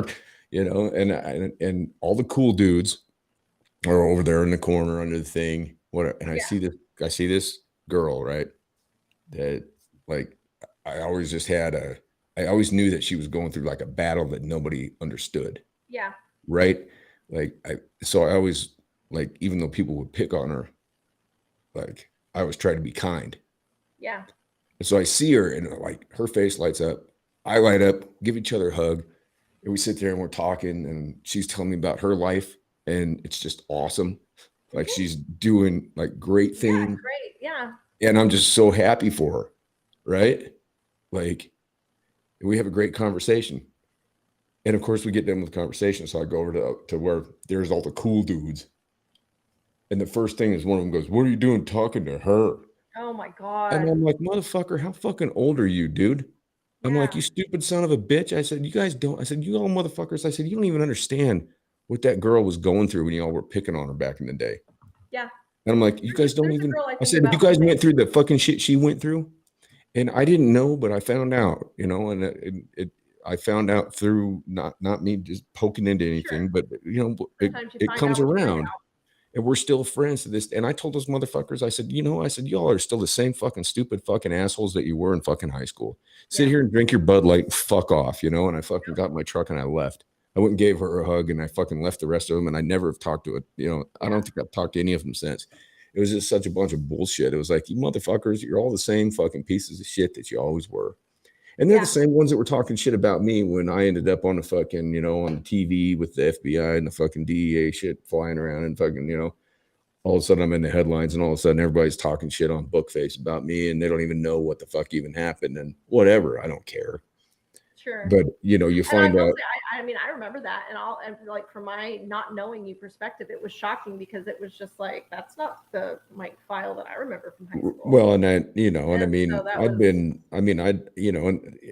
I'd been involved in a nefarious lifestyle for quite some time, but that whole thing that transpired was none of my doing. It was just me trying sure. to get Yeah. us out of the situation. I mean, that's the only thing I was guilty of. I mean, even the fucking assistant U.S. attorney, before my sentencing, she was like, "Well, it appears you were just in the wrong place at the wrong time." Well, that's like I've seen And the statistic, like people, like the average American is guilty of 3 felonies over the course of one's life. Sure. Most of us just don't get caught. Right. And anything could, I mean, you can take any number of things. And if you're in the, if you happen to be in this spot at this time, I mean, you know, Yep. and then what happens? I mean, you catch the felony or what, and like in my situation, I'm a violent felon, which is what's even worse. Yeah. And I never was violent towards anybody. I mean, I've been violent. I'm Sure. capable of it. Sure. Certainly I am. mean, And I all won't, are. and I won't deny that. I mean, I can be a motherfucking monster. I can Yeah. be. I mean, But I mean, for my but kids, I will keep alive. Yeah. to become a complete person, you have to come in. It's like, I mean, Jung wrote about that, the shadow, right? Mhm. I mean, Jung talks about the shadow all the time. And I mean, and I've read a lot of Jung while I was locked up in solitary and shit. And I mean, when you're in solitary, that's what you have to do. You have to come in contact with your shadow, and you have to understand the malevolent side of you to understand that you can be benevolent. But if you don't understand the malevolence, and if you don't wrestle with that side of yourself and come to grips with it, then you can't be benevolent. You know what I mean? It's like you're just lying to yourself. And so many people just think that they're benevolent and they're on this side of things that's, beyond reproach. And it's like, no, we are all capable of very, very bad things. We're all physical. We're all capable of. You think of the worst thing that any human has ever done in this world. We're all capable of it. And until you wrestle with that and understand it, I don't think that you're a complete person. Yeah. I mean, I look at people and I always tell people this, like people talk to me about making mistakes and how they feel so terrible. I'm like, dude, don't fucking beat yourself. It's like, what did you learn from it? Mhm. Like, how did the mistake allow you to grow? Sure. It's like, and me, I mean, I beat myself up over things all the time about it. But the fact of the matter is that I wouldn't know the people that I've been fortunate and blessed to know Mhm. had I not made the mistakes that I made. Absolutely. Had I not made I should know the people I know. Like, I wouldn't live in Alaska. right. Living in Alaska, Yeah. every little this decision has moved my life this, that, or other, each direction. Yeah, and we all have a trajectory that we go down, and I mean, it's chaotic, and I mean, our lives are weird and bizarre, and I mean, you sit there and people talk about free will, right? And is it free will or is it fate? And I mean, there's an argument, I guess, to be made on each side of the coin on that. I don't know if there's free will or not. Yeah. I mean, I think there is to an extent. I think there's free will upon making your next decision based, on what has happened. And I mean, I know that I was, when I was first locked up, I was salty, I was mad, I was pissed off, and then I had that moment where I was just like, listen, you put yourself here, like you did it, I mean, and I think that that's a big thing that I don't think that the youth are learning that responsibility for your actions. And I mean, I've had that conversation with my son. I was like, who do you think has made the most mistakes of anybody that you know? Sure. I'm like, you're looking at him right here, man. Yeah. You're looking at it. I mean, like, I am not even in the least bit bashful about admitting my downfalls and the things that I've done and the mistakes that I've made. But the thing is it's what do you do with that? Mm-hmm. Well, What do you I've taught do my with son. it? How do you get better? How do you? It's not even This getting better. It's like, how do you become a more whole person? My son this last year, he has found his own, if you will, and his voice, and far be it for me to squelch it. Just wait, he's only 12. He's not even 12, but like, Oh, I told so. We're going to be having some funny conversations here in the future. Well, we busted out the your mom jokes, and he made a your mom joke a couple months ago that I was like, dude, in my head, I'm like, I don't think you really quite grasp how fucking graphic that your mom, and I don't remember what he said, but it was pretty vile. And I even said to him, I was like, you're talking about Grandma Jen when you tell me a your mom joke, you're talking about Grandma Jen. And he Yeah. kind of was like, oh, but no, The, like I said this earlier. He is my child. He is so my child. Um, the art teacher had them draw crosses, right? They were drawing right. shapes, and I was like, "Why the fuck? You're in sixth grade. Why are you drawing shapes? Like, unless it's Yeah. like 12-sided whatevers." And Yeah. Doing some of 3D the or something. yeah, I was like, Piper, get down. Part of the shapes were crosses. So my counter little child draws the crosses and then adds pentagrams. And I was like, so he comes home, I was like, Good for why are you him. drawing pentagrams? Because I'm like, this is just, not that I care. I'm pretty It's just a shape. religious at all. And so I was like, well, do you know what pentagrams mean? And he knew what they mean. I was like, okay, so why are you drawing them? And he was like, well, the art teacher asked me the same thing. And he was like, well, if I have to draw crosses, I'm going to also draw pentagrams. And I said, okay. I said, you're not wrong. You've You're actually not raised a wrong. good. You've raised a good child there. Yeah. I said, but you better be prepared. We live in a very conservative community. That's where discretion comes in. Yep. I said, you better be prepared that if the school decides to make an issue of this may get more difficult than you expect. I will be there. I will back you up. Your dad will too. But you have to understand you're starting down a path that You're going to get you may not labeled. want to go down. And he was like, okay, well, that didn't matter. A couple weeks later, long story short, he's created some little playground club and they're trying to summon a fucking demon on the goddamn playground. And I was like, the school freaked out. And I was like, Oh, I'm sure.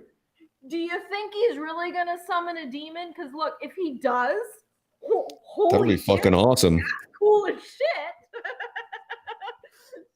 But when you do summon a demon, you got to watch out too, because that shit gets real quick. Oh my, right? And I was just like, no. And then like his teacher, my son is just this prolific writer, very great writing. And I like the teacher says, well, his writing is violent. And it was a parent teacher conference. And I said, well, I'm a little concerned, that if you're telling me my son is writing violent material, why I'm only hearing about it at parent teacher conference. Because if he's writing something that is alarmingly violent, I feel like I should be warned immediately. Because yes, maybe that's his way of getting it out there. Well, I mean, I could see instead of enacting it, yeah. Like I could see, what do you think like, people? He's like, I'm going to shoot Sally and Sam and John, and those are three classmates. Sure. That's going to draw attention. And I said, I would like to see this piece of writing that you're so concerned with. There was two pieces. Yeah. One, I fucking wanted to read chapter 2. One, it was like Ronald McDonald, the Chick-fil-A chicken, the Kentucky Fried Chicken guy, all these like fast food mascots went to war. I was like, that's brilliant. And then the other one would be awesome. Right? And then the other one was like he wrote this very like mythological, crazy, descriptive underworld under this mountain, and it's got waterfalls and crazy animals and crazy, florals and fauna. And then he comments, he's like, down that cavern is where the Mayans did human sacrifice. And then he just goes on, like that's literally the sentence. And so I called the principal and I was like, I want to have a conversation. And she calls back and I said, look, I'm really concerned that my son is being labeled as a violent kiddo. I said, these two stories, I said, he talks about Mayans doing sacrifice. I said, but they did. So he has a historical frame of reference on that. I said, he understands that the Mayans actually did do human sacrifice. They were very, he's not writing. And then something that's fictional. Akhenaten was flayed alive and his skin was shoved down his throat. Like I said, he stated human sacrifice occurred. And I got to give the principal credit because I didn't kind of like her. Yeah. She was like, "You're right." She's like, "I'll have a Well, that's conversation with the cool. teacher." I was like, "Oh, this was not the Well, look at, conversation I was expecting." yeah. And if you look at, I mean, if you want to talk about like, like epic novels, right? Okay. Who was the first Yeah. epic? Okay. Homer, right? Yeah. Look at the Iliad. Yep. Look at the first part of the Iliad when Homer is discussing, when he's talking about the battle going on between the Greeks and the Trojans. I mean, that is some of the most graphic. You're talking It's been about a hot minute since portions. I've read You're the talking Iliad. about portions where they're talking about a dude, throwing a spear and it goes through a guy's head and lacerates his tongue, and his tongue falls out of his head Yeah. while he's What bleeding was out it? and The dying. And seven I levels mean, of hell it's or one of the most whatever. bloody things ever, and it's considered to be one of Yeah. the. I mean, it's a treasure of literature. And I was I like, and mean, that was the thing. I was like, "You're not going to squelch look my at son's writing." Beowulf. Yeah. Yeah, None of that. I was like, "You are not." No. I said, "He but writes the at a thing is 10th too and is if 12th grade people level. can You're get not that going to out, squelch it." if people can get that, if kids can get that out too. I Mm-hmm. mean, Yes. I think if a kid can put that on paper and get it out of them, that's a way of not Better. actually and it not following up on it. Just because you write it doesn't mean you're going to do it, right? And Like, I with the mean, caveat that if you write it, sometimes there is reason to. it depends on what it is. Yes. Yeah, and you're right. Finding It's that all line. contextual. It's contextual. Yeah. Finding that I mean, line. I don't know that if I you're want to doing be the something one where who's you got deciding to what that line is. But but I if you, yeah, definitely like think you're saying, if you got an epitaph or you're writing something and you've got, the kid's got classmates' classmates' actual names, yeah, names. Yeah. then that's That's an issue. But I mean, if you're just definitely writing about such, I mean, like, what do you think people thought about Quentin Tarantino when he was a youngster? Can you imagine what he probably put out there? I mean, Bring Out the I Gimp. don't Could know you about imagine writing Bring Out the Gimp in high school? I mean, yeah, I mean, I know when I was in like, I managed to get into some writing workshops that were, graduate level, even though I wasn't at that point. But, I had professors and teachers and stuff taking me to different workshops. And I mean, I wrote some pretty crazy shit. Sure. But the funny thing is that most of it was about my life, and they didn't even understand. Like, I'd go into college classes and they didn't even understand like who I was. They didn't even they didn't even understand. I mean, they didn't have any knowledge of like outside of, as soon as I drove away, like they didn't know. Like, I mean, like I had to take Spanish classes, right? And I never went to Spanish because I hung out with a bunch of Hispanic drug dealers, Right. I mean, Sound español. I spoke the language. I spoke the language based on what I had learned on the streets, like Sure. actual. And I mean, at one point, my professor had told me that, he's like, he caught up with me and told me I hadn't been in class in like 3 weeks, and he was going to give me an F. And I was like, well, can I just take the fucking final? And if I like Be whatever good. grade, I'm like, I'm sorry. And that's what I always had a problem with college too. It's like they always felt insulted, like attendance was a thing. It's like, to me, if you can go in, I mean, if you can go into school, and I had this argument with one of my son's teachers last year in math because he was getting F's because he wasn't showing his work. Right. And I'm like, okay, I understand where you're coming from. I'm like, but understand where I'm coming from. I said, I went through school and I didn't understand math. It didn't correlate with me. I didn't get it. I was like, it took me until I was like 30 some years old to finally figure it out. I was like, but here's the deal. I was like, if I go out and I bid a job, I'm like, I can pace around the building with the owner. And while I'm speaking with the owner, I'm counting my steps and I'm looking at the height of the building. And I said, in my head, I'm coming up with a number. And I said, there's 3 other contractors with me that are making the same calculations. I said, but they're sitting there with tape measures and everything else. And I said, I'm walking and I'm talking with the owner.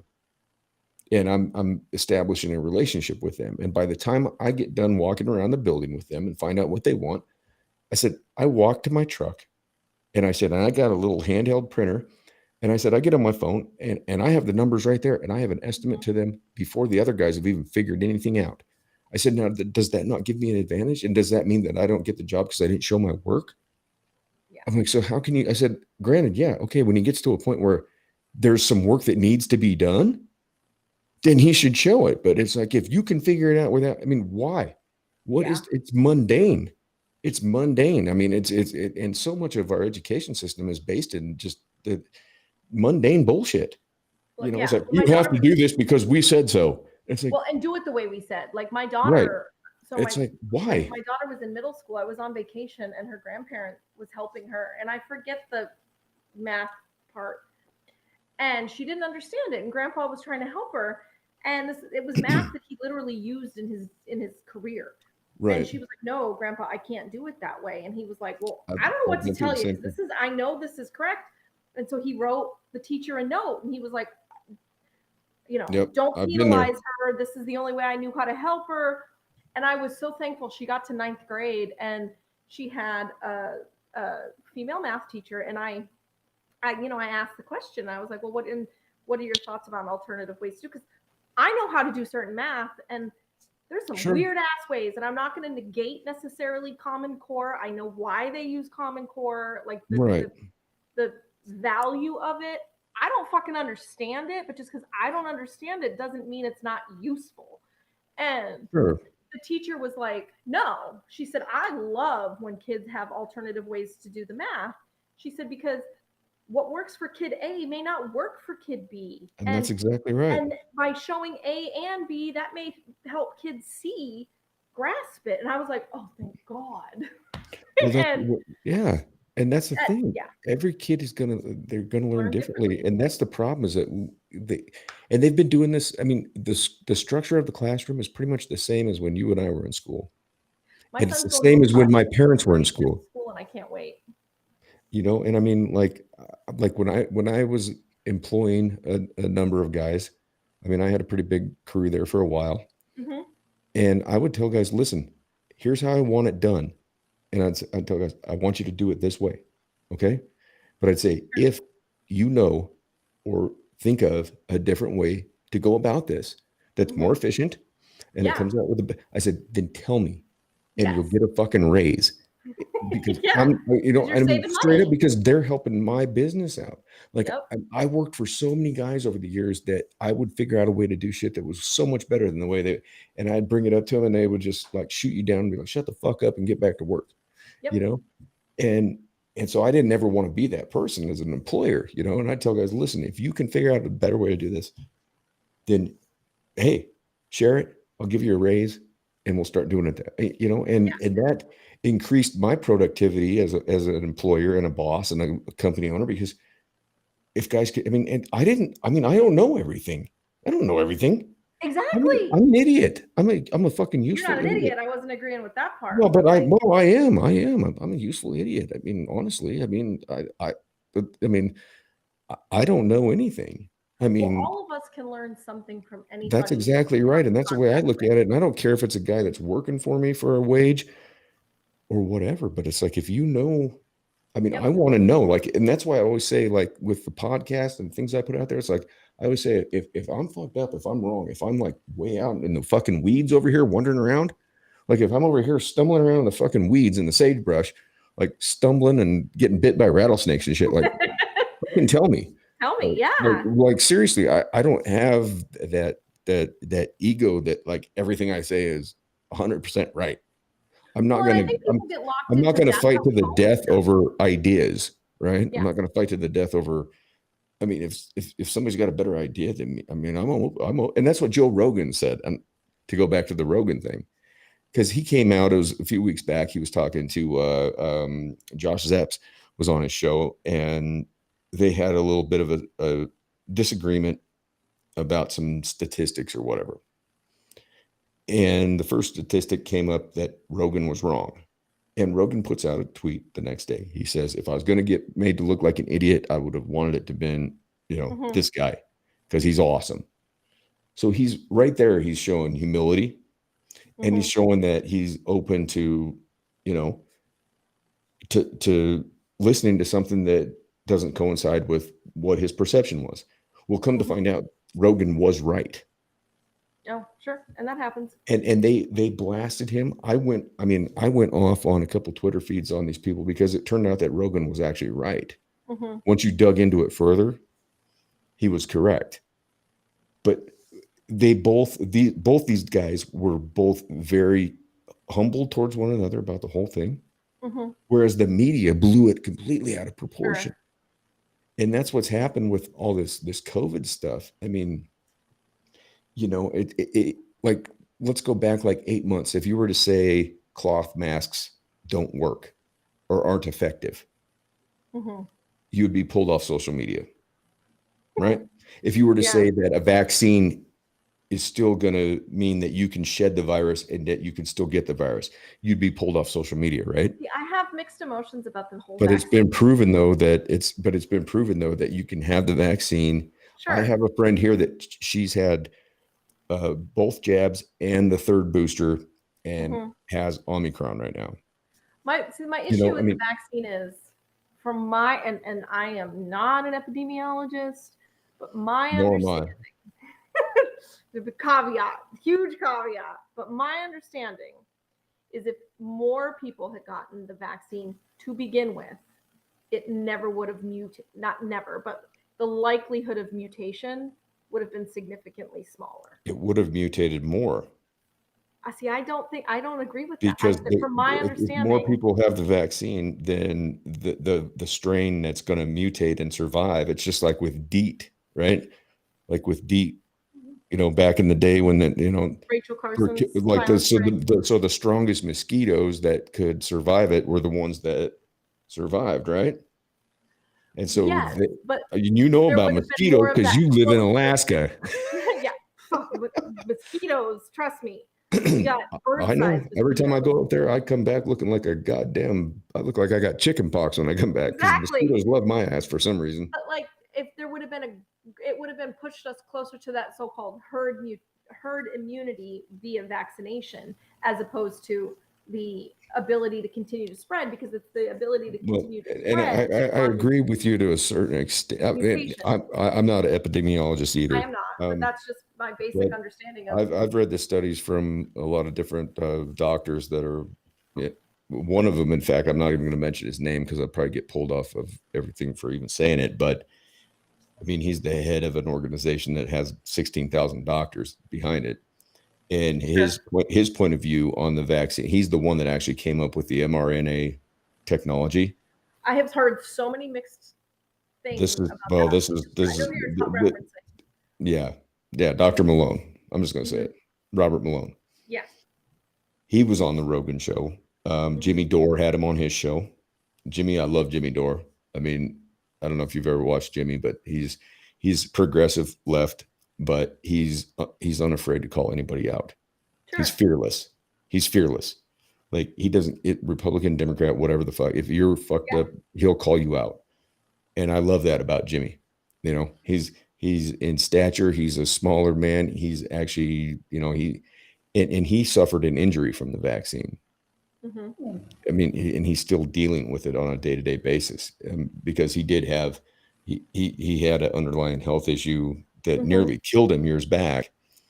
Um, and so when the vaccine came out, of course, he was like, I need to get this because of Hmm. my condition that I've, my Sure. pre-existing condition. And it's messed with him ever since. And I'm not one to say one way or another. I'm not on either side. I mean, if you want to get you want to get the vaccine. Personally, the only reason I haven't got it is Hmm. because I've had it twice Hmm. and I've done my homework and I've looked into it. I'm like, should I get it or should I not? But then I see the numbers, and the fact is that I had the alpha and then I had the delta, Hmm. and the numbers say that with that natural immunity, I mean, I can pull up graphs and everything else Yeah. No, I had Delta. to I had Delta in show October. which way it goes. I mean, I would say if you have not been infected with it and you've not had the vaccine, I would tell somebody you should probably go get the vaccine. Yeah, I got I mean, vaccinated. I got I got Delta right at that 6 month mark. Like you yeah. were saying, like it's been good for 6 months. It was right about that 6 month Hmm. mark. I got it, and then my son got it. He probably got Omicron or whatever the fuck it is, Right. like 3 weeks I call it ago. the unicorn. Yeah, right. And it was kind of funny because like we're a very loving household. He's a week here with me, and then he's a week at his dad's. A week here with Right. me, and a week at his dad's. And he got my son has just this like crazy pain threshold, and so I sent him to school, and the nurse calls at like 10, and she's like, yeah, he's got 101-degree fever. He says his throat's a little scratchy. I said, okay, and the school can test. And so she's like, here's the deal. If he's positive, he's out for 10 days. If he's negative, he can come back when he's 24 hours. I said, yeah, go ahead and test him. Pick him up. He's positive. So his father and his stepfather are foster parents. He was supposed to go back to his dad that day. They had a preemie foster kid in the house. And I was like, yeah, you can't go back to your dad's. Yeah.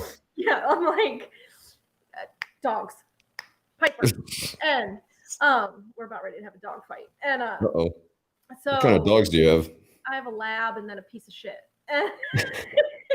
So, I love her, but she is a piece of shit. Anyway, so I called his dad and I was like, look, here's the deal. I'll just keep him for the next 10 days. Sure. And so I kind of like, we get home and I was like, well, fuck. I don't want, because when I got Delta in October, I was fucking miserable as like, yeah.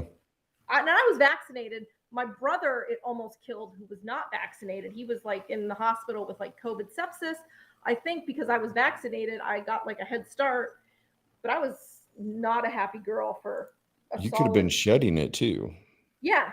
And so I was like, look, if I've already got it a second time, I've got it. And my son was the most non-COVID case of COVID I'd ever seen in my entire life. He felt like shit-ish for a day. Right. And then Saturday morning, it was like, okay, now I've got this 11-year-old ball of energy that I have to isolate for 10 days. You got to quarantine him now. Yeah. And so we were stuck, and we're a happy family.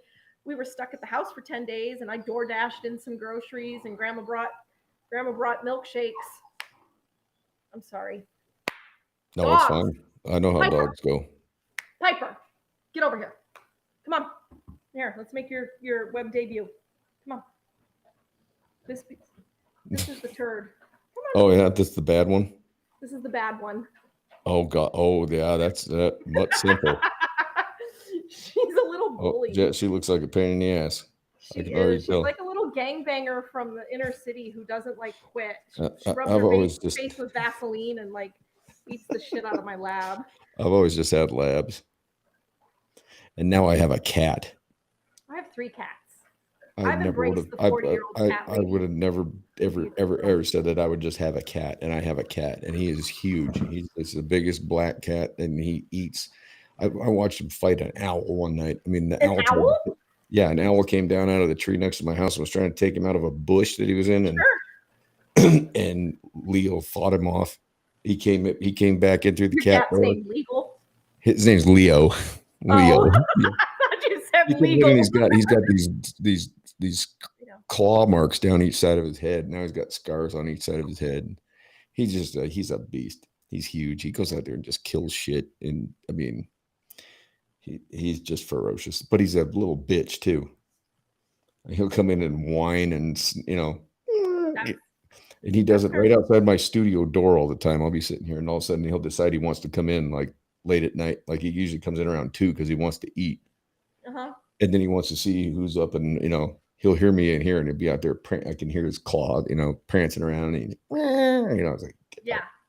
I was just yell at him. I'm like, Garr! Yeah, Piper's a rescue. And yeah. I love that rescue terminology. She's it's basically a free dog. I rescued my first lab. It was a real rescue. She's a pain in the ass. Where'd you get her from? She's like nice just enough of the time. But she's something else. She's got that she can zip the asshole suit up, huh? I legitimately rescued my first lab, and I'd wanted a dog, and I was hanging out with my buddy in Tacoma, Washington, and he lived next to this crackhead, and we're sitting up on his balcony, we're drinking beer, and I could see this lab tied out on like a tie out in the backyard. There's no grass. It's just a nasty house. Yeah. And this guy comes out and starts kicking the fucking dog. Oh, right? No, fuck that little shit. black lab puppy. And I look at my friend Adam and I said, Adam, what the fuck is that? And he goes, that guy's a fucking crackhead douchebag. He goes, I'd have gone and got the dog, but him and his wife, they had a house full of animals because that's what they did. They rescued animals. Like He's like, Yeah, we I can't have take, 2 dogs, 3 he goes, cats, I'd have and already gone and got a kitten. her, but he's like, we can't take on another animal here, Yeah. you know. And I knew that. He's my friend. I mean, they had animals all over the place. I mean, they're good people. And I'm like, fuck this dude. I was like, I'm going to get that dog. And he's like, dude, that guy's like a drug dealer, crackhead. Fuck, how are you gonna do that? And I said, watch me go. You know, it was the one of those hold my beer Like moments. this. And so I go over and I knock on the door, and the guy answers the door, and I said, hey, my name's Mike. I'm from the Humane Society, and we've got some Are you complaints. And from I the said, and Humane I'm here to, Society? yeah, and I said, and I'm here to take your dog. And he looks at me kind of sideways, and he's like, fine, take the bitch. He walks me through this nasty fucking house out in the backyard. She's on a tie out. She's just a little puppy. So she's absolutely just out of her mind. She doesn't trust men, Yeah, obviously. yeah. I grab the chain thing and she's just all over the place, right? And I'm like, motherfucker, you know, I'm like, what? So I throw in the back of my Pathfinder and I'm like, I tell my buddy Adam, I'm like, dude, I'm going to PetSmart. Yeah. And I go get a crate and I get like every chew toy that I can fucking find in there. And I mean, anything I mean, I didn't know I'd never, $300 later. she was like only like a couple months old, right? Oh, poor I mean, thing. and I mean, I just went in just like, you know, oh, what a night. We went through hell for the first 6 months of our Oh, whole sure. deal. And then, like I told my roommates, I'd leave her in my room when I'd go to work. And I was like, dudes, my room, the floor is covered in newspaper. I'm like, do not let her out. No matter how much it was like, well, do not let her out. I'm like, period. She's got food, she's got water, whatever she's going to do, she's going to do. And so I'm at work, I'm at the shop, and my shop was like an hour from home. You know, I'm sitting there cleaning out paint pumps, and I get a call from my roommates. They're like, "Oh, dude, we're at the vet, man. Your dog got hit by a van." I'm like, "Why was she God. out?" Because they're like, "Well, she was whining, and we let her out, and so she, you know, because she could just jump right over the fence, you know." Mhm. And so that night, of course, it's a night where it snows 6 inches in Seattle, which doesn't Oh, happen, which but once nobody knows every how to drive in an inch of snow, let us nobody. six. So I'm coming back from Monroe to Seattle. I got to go down and get her, and then I got to take her to, like, I go to pick her up, and like they're ready to put her down, right? Oh. Like her leg is fractured, she's bleeding out of her nose and her ears, and I'm like, I've been through too much with this fucking dog. I'm Mm-hmm. like, you're not putting my dog down. That's Where my can I lab. fucking take her? And they're Mm-hmm. like, well, there's only one place, and it's, you know, like up in Linwood. So I have them load the dog in the fucking truck, and it's just the snow. I mean, people are just off the road. They don't know how to drive, right? I mean, I No. like put my truck in 4-wheel drive, and like I'm just, you know, falling behind these idiots and watching them go. Oh God! And the smell of the dog blood and everything. And I got her there, and she got fixed up. It cost me a shit ton of money. Yeah. But after that, man, we were like, that dog and I were like, I mean, That's my lab. when I've she had died, both. I cried like Oh a God. fucking little kid when I had to bury her. I mean, When I my I lab mean goes, it still fucking breaks me up because that dog, her and I, we like had this, like we both were like I brought that dog. I mean, I think that animals have, I think that there's a spirit to them. You know what I mean? sure. There's something other than you know, you can't just look at an animal and say, oh well, they're just, you know, a Yeah. walking like meat No, wagon. there's more to my lab eats Even beans. cows are, you Yep. know, they Cows know make what's friends.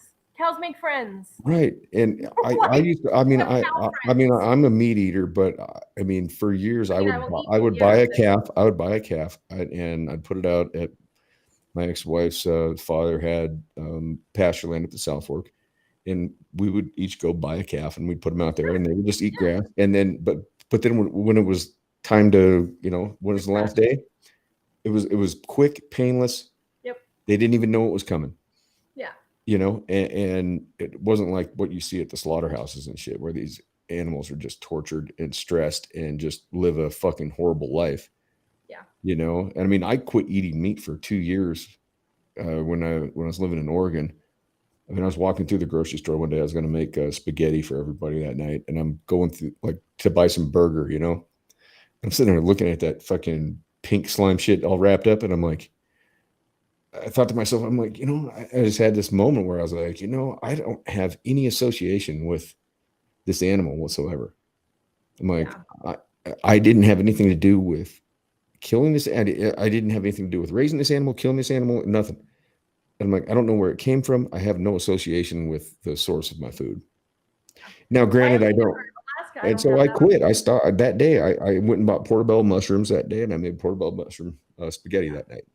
And everybody was freaked out and pissed off at me. And from that day, for like 2 years, I didn't fucking touch meat because I was like, my philosophy on it was like, if I don't kill it myself, Sure. then I'm disassociated with my food source, and I'm not going to eat it. Yeah, that's the one area I try. I mean, and I get that it's marketing and they can be lying their asses off, but like it's like I buy the free range, cage free eggs, Right. you Yeah, know, I do the same. $7 a dozen, and Yeah, the I bought 60 of them last night.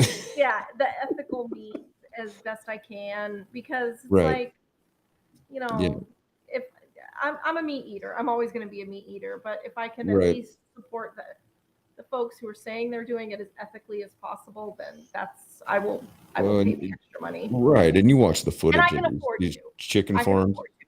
That's an Right. Yeah. ethical standard that I have the luxury of having, and I know not everybody Sure. has that option. Right. And it's just an example. I mean, like both of us are saying, I think, is that, we've become so disassociated with our food sources. Hmm. In like being out here, everybody hunts, and you hear people talk bad about people that hunt, and it's like there's more honor, I think, in that.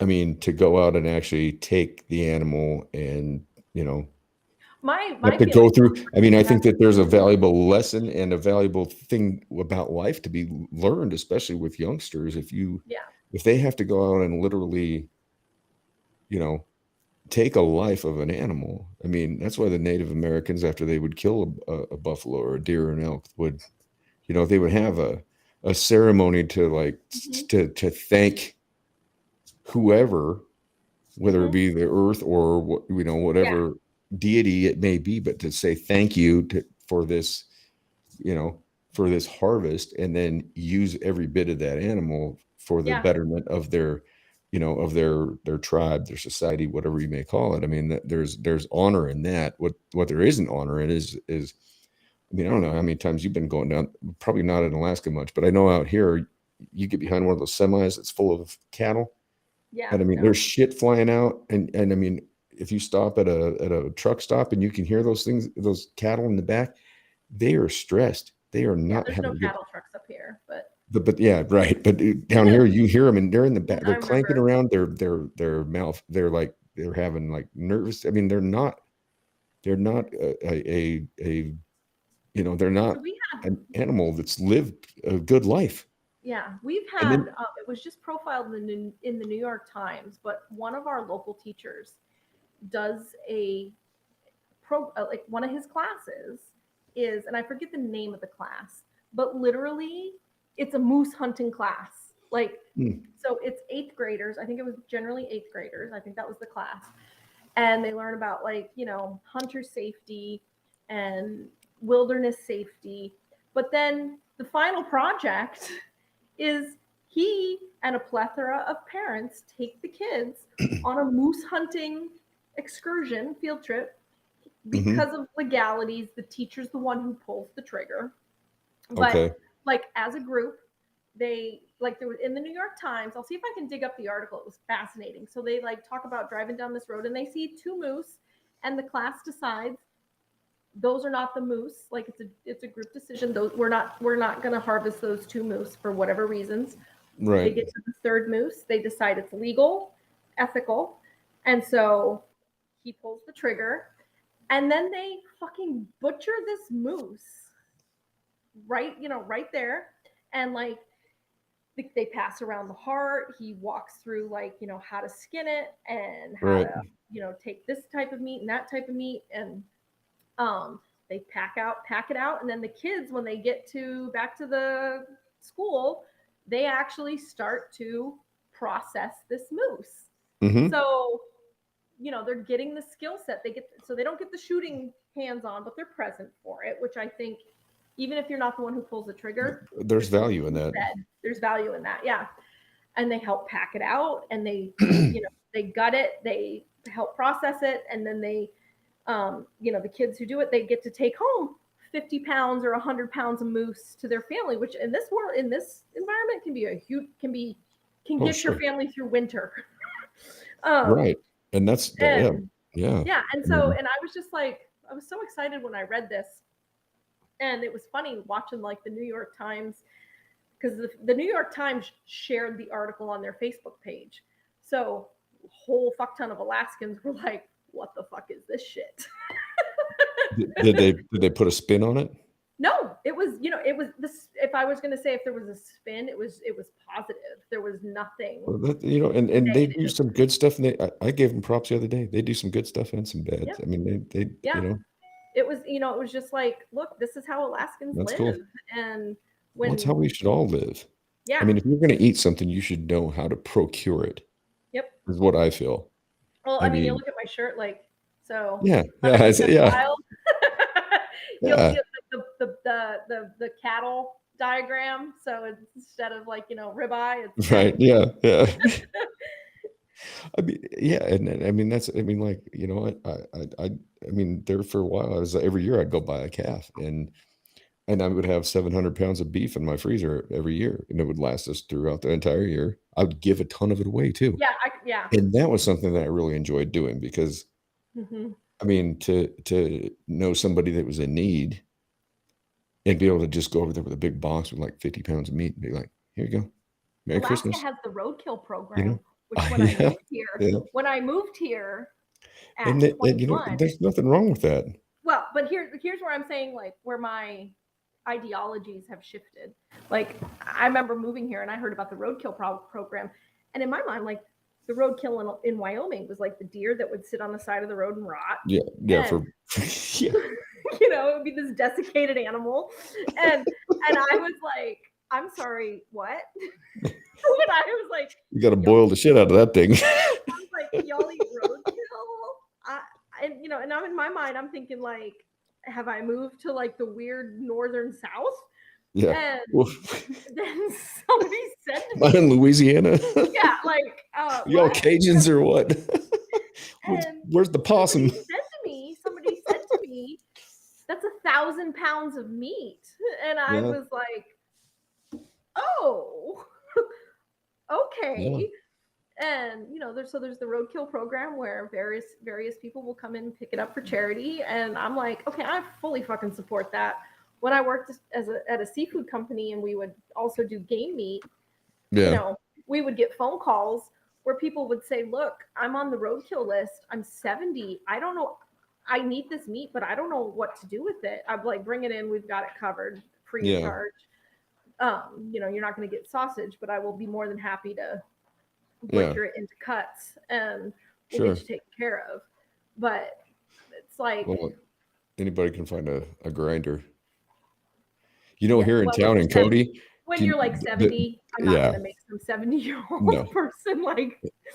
I should show. I'll send you a picture. But here in Cody, the intersection on it's on Stampede and 11th, right? So if you're leaving Livingston School, like the way the school buses would leave, and you get Okay, up to Stampede, there's where the yeah, crossing guard is that is. where it's kind of near the post office?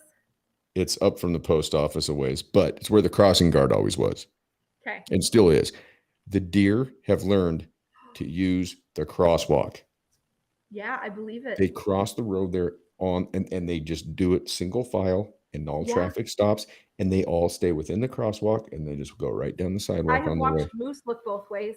It's fucking hilarious. We don't People have are like crosswalks. freaking out and it's like, I'm like, you want to call it a stupid animal, but I mean, No, they're they've not. certainly understood that. And it's the same thing like when hunting season comes around and you go out and you'll see a herd of elk and they're right on the other side of the fence of private property where they know the hunter can't shoot them. Yeah, and deer have taken over Cody from when we were in high school. We have a deer tactical team.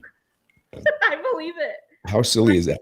I think the last time I was back was in These guys were wearing jackets that said it. Yeah, that's Deer crazy. tactical, whatever. But what they did was they culled them, which was a good thing because a lot of them were getting Yeah, they mangy. need it. But what they did was they culled them, and the ones that had like chronic waist disease or anything like that, they obviously got rid of them. Mhm. Excuse me. And then the ones that were healthy, they processed the meat and they gave it away to people that were in need. Yeah. So I thought that that was a good thing because they were out of control. I mean, Yeah. I'd go out in my courtyard sometimes in the morning and start my truck up, and there was always this big buck, and he'd be right like Hmm. he'd always lay down in my courtyard, and he'd scare the shit out of me. I'd go out there in the dark, and then I'd hear that rustling, and I got to the point where I just finally started looking for him, and Yep. then I started shooting him with my pellet gun just to get him out of there. you know? And then Hmm. Cody, if you get an archery tag, you can take one out on your property if you want. I mean, I would never eat a city deer, but some people need to. Some people do Yeah, it. sometimes let's like I said, I can buy the free range chicken eggs. Some Yeah, people can't I afford mean, it. right. I mean, my mom had chickens for the last couple of years, and it was great. I mean, Yeah. and she had more than. I mean, it was like every week. Like she was bringing me like 3 dozen eggs. Like, Yeah. and we were eating those for like 2 years straight. And then like she had to get rid of the chickens, and then I had to go get some from the store, and I made up. That was when I was making breakfast for my kid every morning before he was Hmm. too cool for breakfast. Right. But when I switched it up, he was like eating them. He's like, "What is this? This tastes like this doesn't." Yeah. He could totally tell, and there's a huge difference. And when you start eating like all the beef that I would get, like when I'd go buy a calf and Hmm. then raise it only eating grass and no antibiotics, no hormones. I mean, it's a totally different taste. I mean, at Yeah. first you eat it and you're like, what in the? But Yep. then like you acclimate to it, and then when you eat something from the grocery store, it's just like, Yeah. the fuck is this? I mean, it's like, what the fuck is in this shit? I mean, I don't know. It's crazy. And I go out on my bike and there's fucking Black Angus cattle everywhere out there. And Everywhere. I'm just like, when the shit hits the fan, I'm there's gonna going to just be dudes out there in trucks knocking these because there's nobody around out there. These for sure cattle are just wandering around. There's nobody. wondering. I don't see anybody. Like I go out there, I see nobody. And I sit there and think, Jesus Christ, all I'd have to do is go home and get my truck and my trailer and come out here and grab my bow and plink one of these things because I can't have a gun. But I'm not gonna do it, but For sure. it's I mean I mean it could very well happen. I mean with inflation and everything that's going on. Yeah. I mean, I don't know what you guys pay for a pound of ground beef up in Alaska. I can imagine it's like 15, 11.99. huh? 11.99 was the Yeah, last time I yeah. bought it. I bought some yesterday for 12.94, I think. Yeah. But that Wow. was like a pound We and a haven't half. had That was like ground a beef. pound and that was a pound and a half though. I got a stockpile. So Yeah, that's anyway. good. I had two big freezers, and then yeah, I had an individual living with me that unplugged the one at my home and then the one at my shop. Oh And then my. yeah, the one that was in my home, I had to fucking literally duct tape the whole thing shut, call the dump, winch it Yeah. into the back of my trailer, drive it out there. And they had a loader waiting, and I had it on casters on a cart that I'd made for it. And they're like, "Do you want that?" And I'm like, "Just Nope. bury the thing." Yep. I mean, to get it out there, I mean, I literally just barely opened the thing and dumped bleach in it because I mean, Yeah. It gets pretty nasty. it probably had 200 pounds of That's meat in it. frustrating. Same with the one at my shop. And I was just like, I was so pissed. I was like, so now I don't have a big freezer anymore, but oh Yeah. well. What do you do? Yeah. I'll get another On one that of note, those. I don't I know. have a I've been really thinking about making a ladder. greenhouse. I got a big patio out back that's covered. I've been thinking about, I don't know, I was going to make a greenhouse out of that, Yeah. cut a couple Yeah. holes in the roof of it, put some skylights. Hmm. That's one thing we have in Wyoming. Even when it's cold, we have sun, and we have wind. Oh, yeah, you do. Definitely So the wind. I wouldn't mind doing like a little turbine or something like that for the wind, Yeah. to get power. But it's crazy how they look. Like if you have any kind of a concept of something like that, they don't want you to do it. And so yeah. Anyway, that goes back to the whole thing with fucking Rogan. And I don't know. It's just speculation with Neil Young's where he was coming from. I just think that because he made so much money off selling his catalog to those people that I don't know if there. It's just speculation. I could be completely off base, but it just seems weird of Neil Young to come out and do something like that. That's just like, I mean, it's almost like I'll fucking. have to look into that. It's yeah. I can send you some links. Yeah. But if you Send my do, email. if you go through it and you look at the sequence, and then you got like Dan Bongino. I mean, I don't Mhm. agree with a lot of what Bongino says, but I mean, he just came out and said that the cloth masks were shown not to work, which they Mhm. were. They were. I mean, they were shown not to work. I mean, I've got one over here. I mean, you look at this thing, and I mean, there is no way. I mean, you can see Yeah. right through that thing. And I work with VOCs all the time. I mean, especially being a you know a residential, commercial, industrial painter. I'm constantly dealing with VOCs, Mhm. and I can tell you right now that an N95 mask has a 330 nanometer pore in it. Mhm. And the average size of the COVID-19 virus is anywhere between 60 to 140 nanometers. Now, granted, yes, the mask does knock down, you know, airborne spit or whatever. Sure. However, when you sneeze or you cough, and most people do, and then they touch and move the mask, Yeah. that spit is in there, and then when they touch something, it's being transferred. And they've said that the shit can stay alive on surfaces for 24 to 36 hours or whatever. I mean, when I got it the first time, I hadn't worn a mask, but when I did know that I had it, I wore the mask for like fucking, like if I went into a public place, I wore the Yeah. mask because I didn't want to be the guy. I didn't want to be You don't want. Yeah. responsible for. I wanted to do everything that I could, having You can do your part. Exactly. I get that. having had it exactly, and having had it, I knew that I didn't know how long I would be shedding it, right? Yeah. So after I recovered from the first bout of it, I wore the fucking thing for like 3 months. Every Mhm. time I'd go in, and people gave me shit around here about it, but I was like, look, I don't want to be responsible for getting your grandma sick and killing her. Yeah. Exactly. Like if I go into Walmart, like it's not that hard for me to put that on. Yeah. I mean, so that's why I'm like, I'm not anti-vax. I'm not. I mean, the mask. If you're not sick, I don't. I mean, honestly, I don't see Yeah. where I you're haven't gaining a worn a lot of mask value. If you are sick before. though, or if you have been sick, then I do see the value in wearing it. Yeah. I mean, it's being pragmatic about things is the thing. Yeah. It's like I haven't worn a use your mask fucking common in sense, ages unless a business has. Then there's a few businesses in town that are like masks required. Fine. You're a private business. I will. Right. The thing is, though, I everybody's going to get it too. Everybody's going to get the thing. probably. Yeah. I agree. I At mean, this point, the yes. science. I mean, the NIH has said that. The CDC has said that. The WHO has said that. I mean, they've all come out and said everybody's going to get it, regardless of whether or not you have the jab, whether you wear the mask. Everybody's Yeah. going to get it. It's just going to be. It's going to become endemic, and it's going to be something that we're going to have to live with. And And hopefully Omicron is getting us there well, to now we the have endemic Omicron phase. 2. Now Yeah, we the have stealth 2. Omicron. Yeah, we have BA, Omicron BA or AB or whatever. Yeah, You know. stealth. That's So how it's it's called. separated, and but the thing is the more it mutates, the less severe it becomes, the more contagious it becomes, but the less But severe it becomes. hopefully it'll just shift eventually into the common cold, which is a Well, COVID that's virus. you had the first one, which was the alpha, and then the delta had 5 mutations. The Omicron was 32. I Yeah. don't know I don't know how many mutations are in this next one, but with the 32, I mean, you don't have. I mean, they're conflating numbers when the hospitals too. You know, Well, I and I mean, think that, like we're just they're saying children or but the thing society. is, children come in there now. They're testing everybody. So a kid breaks their wrist and goes into the hospital, and they test the kid, and the Mhm. kid comes up positive for the Omicron, but is asymptomatic, and they're writing that up as hospitalized because of the virus, when in fact the kid was not hospitalized because of the Mhm. virus. And I understand why they do that, because the hospital's making money off of it. And that's what it all Well, comes and I down think to, is this that is MO what's anyway. you could really actually that's good data. I mean, theoretically, it's good data. Sure, it is, but the way it's asymptomatic, being conflated is not yeah. accurate.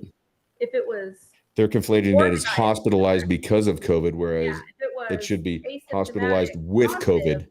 that's going to say a lot more than to me, Right.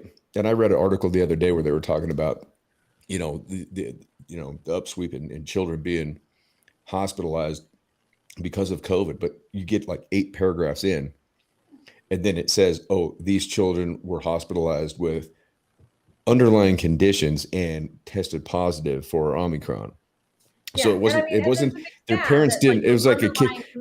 those underlying conditions, if it's not a broken arm, but if it's like lung disease or heart disease, Right. whatever, that also is valid data because okay, it's like okay, well, Omicron may not be a big deal on a generally healthy child, but it may be statistically relevant for kids who have underlying conditions and Or like valid for a 70-year-old target. obese smoker.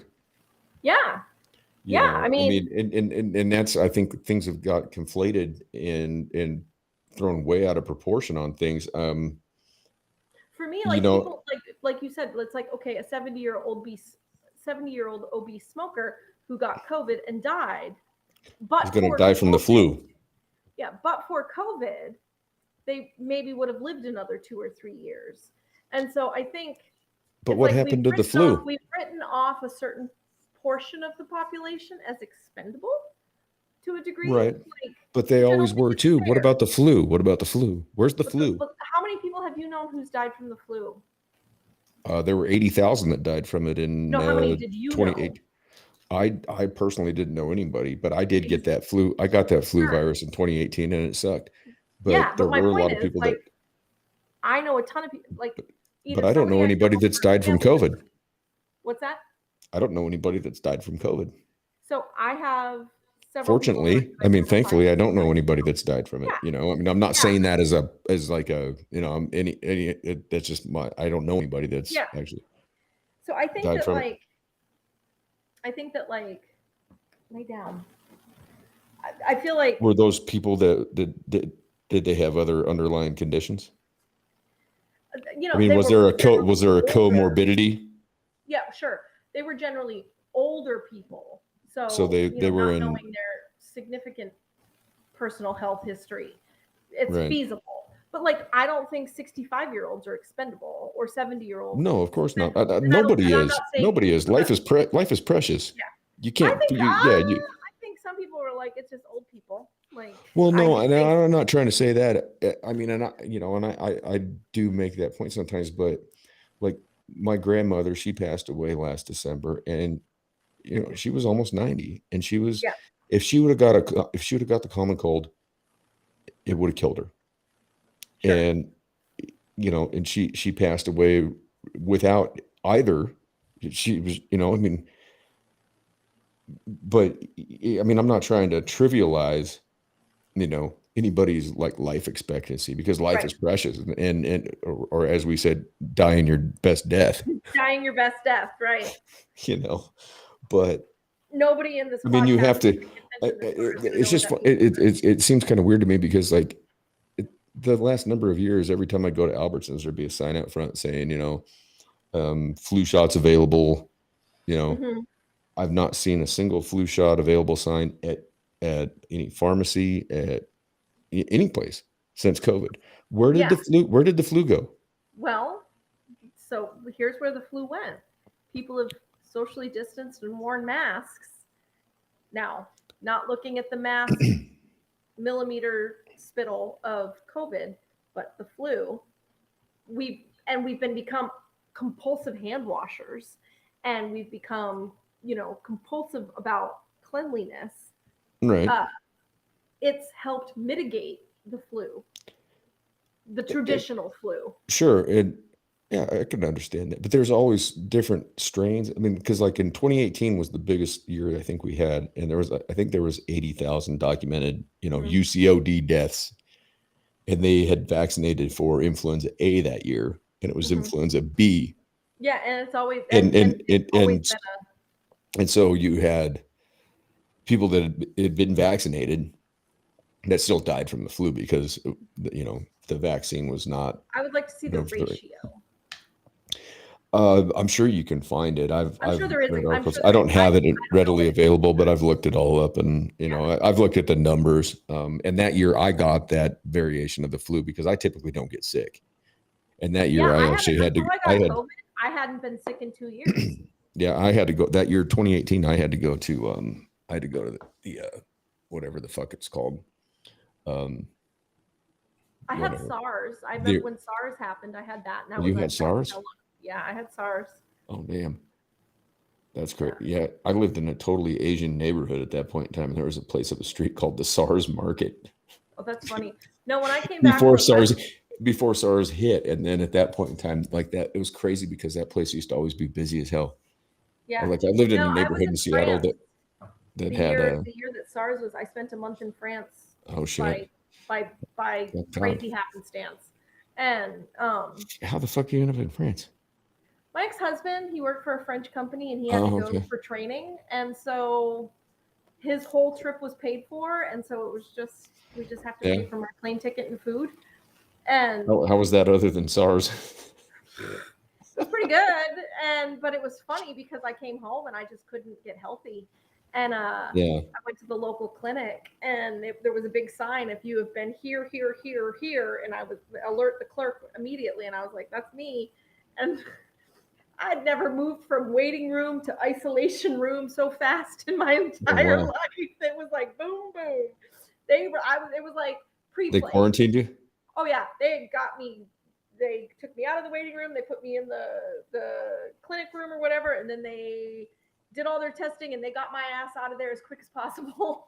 So this must have been like what, 2003, 2004 or 7, I something? think. Let's see here. Dossier was 7. Early So to, it would have early been, yeah, 2000s? it would have been 2003 or 2002. Yeah, because that's when it hit like Seattle. Yeah, Because yeah. there's a large Asian population in Seattle, and when I'd take my dog to go run her down at the beach, I'd have to, Mm-hmm. and yeah, and my girlfriend and I would laugh our asses off because we'd drive by the SARS market and we just, Yeah.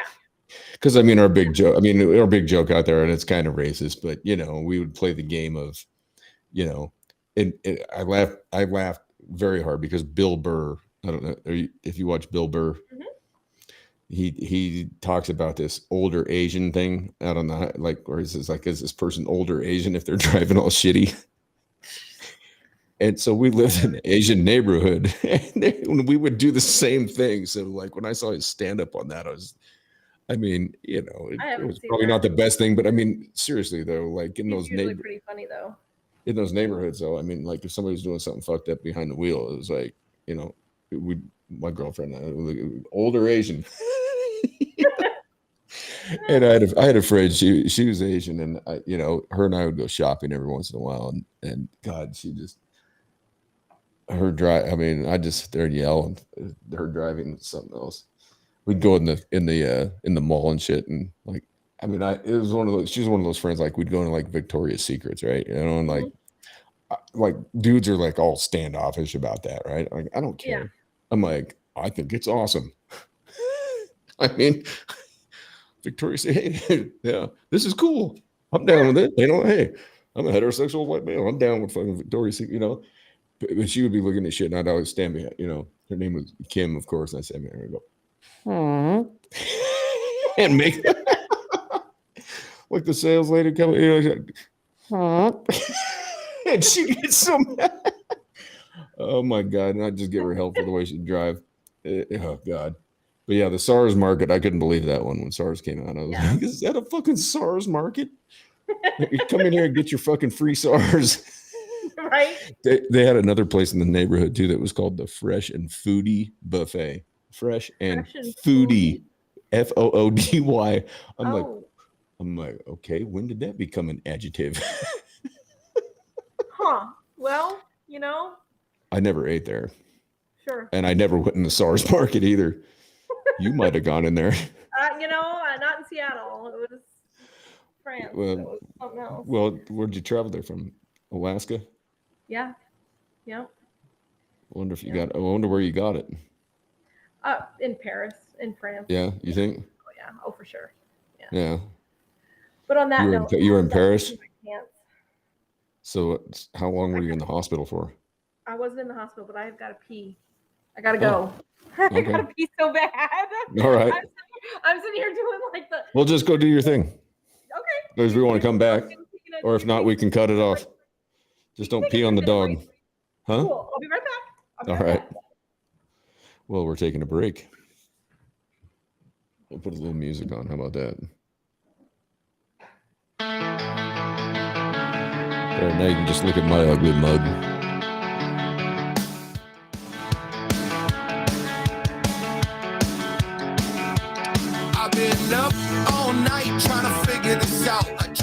half a bottle of whiskey, sat down on my couch. Couldn't believe what they were talking about. When by the way, this is Brandon Hartz out of Los Angeles, California, via Canada. Never see you. It must have been so bad I can't begin to even try to explain what you've been through. Check him out. Check out Tom McDonald and Nova Rockefeller, Mad Child, Dax. Tom, I think, is coming out with an album with Adam Calhoun, is what I saw. Check him out too. Back. Hello. All right, let me turn the music off. I was just doing a plug for my buddy there. You got to give middle-aged women bladders that have squeezed out two Sure. kids like potty breaks. Of course, yeah, of course. I mean, we've been talking for like shit 2 hours and 40 minutes. Yeah. We did 3 hours last time, I think. 3 hours last time. I know, and I feel like we haven't. This is crazy because I usually don't do this. I'm usually like at an hour. I'm like, okay, that's it. Last time I was like three. Last time I think we were like at 3 hours and 50 minutes, and it was like, oh shit, we've done. I think I had to pee that time but too. the cool thing was, what's that? I said I think I had to pee that time too. Hey, if you gotta go, just say something. Ain't no shame. Podcast by bladder. Fuck, we're all old. I mean, if I gotta go, I gotta go. It's like ain't no shame in the game. Hey, that's what I'm like. Look, I gotta pee. Yeah, I mean, what are you gonna do? I mean, Not you gotta go. pants. Yeah, you don't want to be pee pants. Being pee pants sucks. Yeah. I used to work with this old man. Oh my God, I won't even get into that. First time I had to stay in a hotel with that guy was terrifying. Oh. I was just like, dude, your pants stand up on their own. I'm like, what's up with your drawers, man? It's like, you need to go down to the laundry room. I started calling him pee pants. He didn't like that very much, but it's like, hey, dude, if you got pee in your pants and your pee pants, I mean, so your son, is he he said he's 14. Is he a freshman? No, 8th grade. 8th grade. He just turned 14. Oh boy. So you're about to have a high schooler. I would rather have him in high school and then the middle school. The middle school sucks here. It's a shit deal. It's out near the middle school, or it's out near the airport, yeah. Yeah, well, it's out by it's like on by like where Woodward Trailer is. Yeah, it's on Cougar Avenue is what they called it because it's the Wyoming Middle School Cougars. But it's like, it's kind of isolated from it's like it's like on the east side of town, and it's a mess. Like both principals quit last year. Mentalk Park. It's kind of and that's where the skate park is, and that's where my son's gotten in a ton of trouble is at the skate park because that's where everything bad happens. He got a citation a while back because he was out there skating, right? And I don't have a problem with him skating. I think skating's fine. We snowboard. I mean, and shout out to Nick Piazza. He gave us, he actually hooked us up with season passes that I just got in the mail the other day. So Nick, I hope you're well out there in Kiev. Nick flew out to Kiev the day after he did the podcast. So he was telling me that it's pretty, he said it's like dead over there because, Americans have been encouraged to leave. Mm-hmm. And he said that everything is just like the investments. The things are just like at a standstill. And I don't know what to think about the whole thing. He sent me some pretty insightful information from some people, and I'll probably put that out. I've always enjoyed reading Nick's perspective. Yeah, and he and I've had our differences, and smart man. He is. He's a very intelligent individual. We've always been friends, and we've had our differences, and we talked about that the other night on the podcast. And I mean, we're fine. I mean, we're grown-ups. You know what I mean? It's like we can disagree with one another and still be cool, right? Yeah. I mean, and that's what's crazy about this world right Diversity now. Is that, like, people is what makes this world a great place. It is, and that's what makes people better. Mm-hmm. Like if you have the if you have it in your mindset that you're not just absolutely right about everything. Sure. Yep. And you're open to listening to other opinions, other options, other insights. I mean, you have to realize that you don't know everything. And I mean, that's the first sign of wisdom is to understand that you're a fucking idiot. I mean, really, until you understand you're an idiot, then you're not even going to go anywhere near being wise, Mm-hmm. I mean, to sit there and just say that this is the way I see it, and this is absolutely, and then just sit there and be phone tough on the internet and talk shit. It's like, Yeah. I mean, you have to understand that there's always not only two perspectives, but there's usually 6 or There's 7 well or beyond 10. two perspectives. Right. Yeah. And we've just become so polarized in our, our identity, this identity politics thing. That's what it's like, well, I identify as this and you do, you wear that hat and I wear this hat. And I mean, it was like I said the other day. I mean, I remember growing up, like my parents would never even tell us as kids, like who they voted for, during election years. Like My mom I always knew who my mom voted for. My dad never voted, but he always disagreed with my mom, which my mom would. My mom and dad wouldn't tell us. They wouldn't tell us. My mom would joke. She's like, why he wouldn't vote just as at very least cancel out my vote. Well, and in Wyoming, it doesn't matter anyways. Yeah. Well, and it's going to be 3 red votes anyways when it comes down to the electoral college. I mean, and well, then my mom is like turned into like. So my dad was in the military, and my mom, of course, was not. But right. So I felt like I grew up with like the super conservative dad, and then the super liberal mom. Yeah. I mean, I defined her. I mean, my description of her, I don't define her, but like my description of her for years was like the bra burning feminazi, but in a good way. And now, burn those bras. Yeah, my mom and I have a hard time. Like, we can't talk politics at all because I feel like she's been like Fox Newsified. Like, she's just hook, line, and sinker. And that's the problem I have with the mainstream media is because it's, and I try and watch I do, as painful as it is to watch it, and it doesn't matter which side of the fence it's on. I mean, I try to watch it, take it in, and just take in the information, and then I also realize that 90% of what they're spewing is propaganda. It's vitriol. It's vitriol. And it's all about division. It's all about like and the thing is, it's like I said, you follow the money, right? Yeah. There's money to be made, and there's only 5 major corporations that run all the news media outlets. Exactly. And that's why I watch guys like Jimmy Dore. That's why I watch Max Blumenthal, Aaron Mate from the Gray Zone. I like Tim Pool.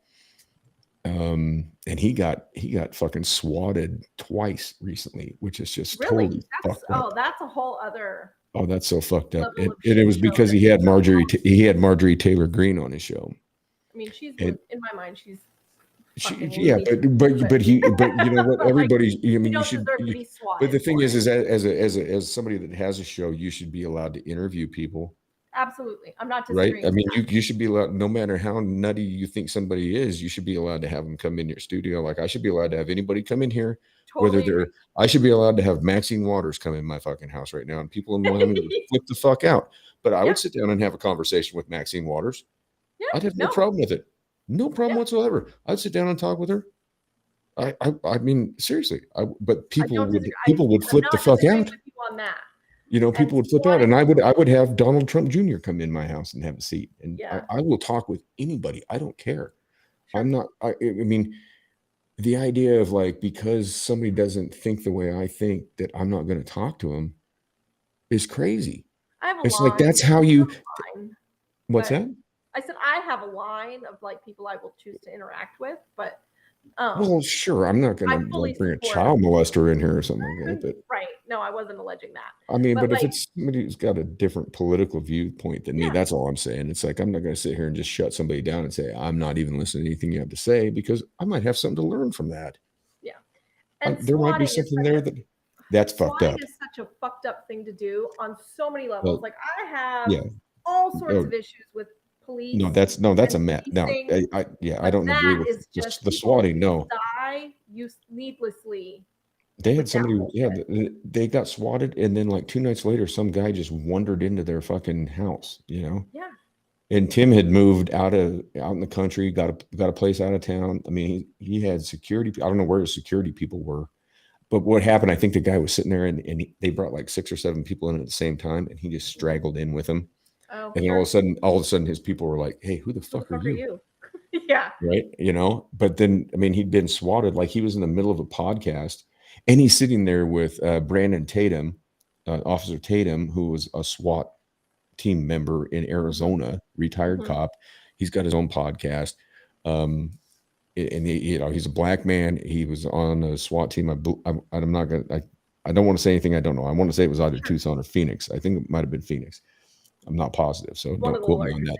Anyway, he's in there in studio, and all of a sudden there's cops going like outside the door, and he's like, Tim Pool's like, what the?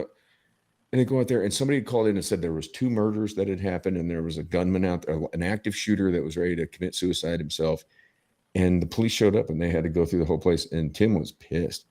I mean, they did their thing. Is like, if there's an assault on your home, if you're like not really on top of it, like, well, people come barging in your house. Yeah. The castle doctrine says that you can shoot them. And it's like, right. And that's the thing, like, too. What the hell? Yeah. Like, okay. So the cops come in and you're sitting there and say you're not prepared for. I mean, well, say, yeah, you're a legal gun carrying, Second Amendment, totally down the line gun carrying American in your home. And somebody you're sitting there watching fucking Cheers, and somebody kicks the door down, and you turn around. I mean, yeah, chances are you're going to die, even though you have a gun, because they're coming in with. I mean, they got Kevlar and everything. I mean, they're tactical. And the first time this happened, it was over Call of Duty, and it was a kid in Wichita, Kansas. Yep. That called this thing in to somebody in Los Angeles, and they went to the wrong fucking house because the dude gave them the wrong fucking address. Yep. And they go in, and the guy was packing, and they busted in the door, and the dude fired shots at him, and they killed him. Yep. And that dude's in prison right now. Yeah. Over Call of Duty. Yeah. And I mean, people don't take this shit seriously, but it's like very fucking serious. And that's a problem I have with the SWAT teams and shit. I mean, we got SWAT vehicles here in Cody, and I just don't understand it. It's like, why? Well, Alaska State Troopers. You remember they don't fuck around. They don't fuck around. Those are big dudes.